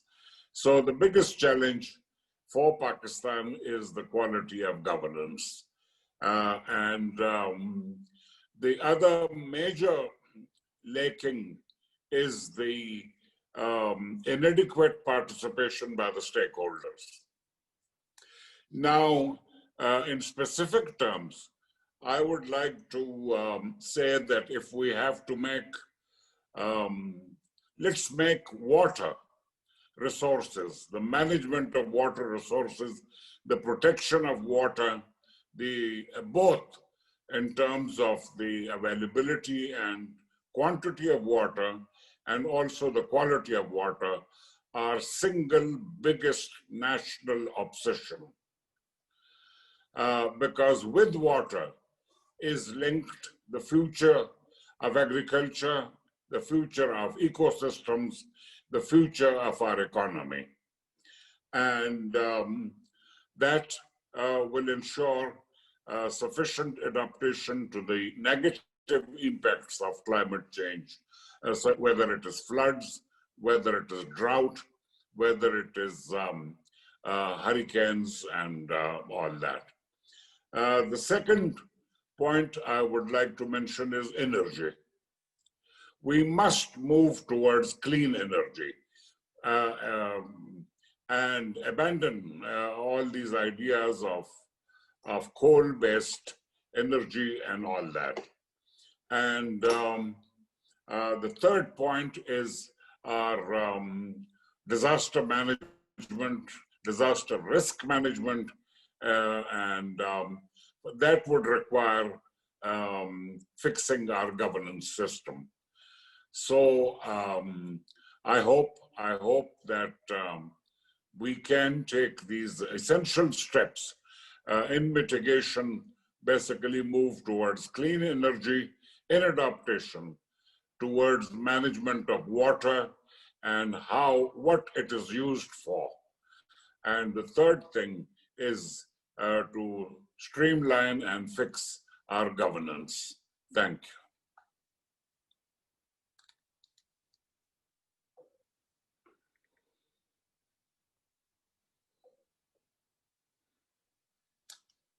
Yeah, I think with that, we can wrap up today's session. And thank you to everyone for their participation and their very insightful comments. We will compile a report and we will share it with all the stakeholders by the end of, the report by the end of the month, and I think the short summary and the key takeaways in a couple of days. So once again, thank you everyone, Hassam for conducting it so well, to all the moderators, panelists, and to the people who spend the whole morning taking part in this conversation. And we look forward to more such interactions. Thank you. Thank you. Thank you, Aisha. Thank you, everyone. Thank you, Aisha, Hassan. Thank you, Aisha. Thank you.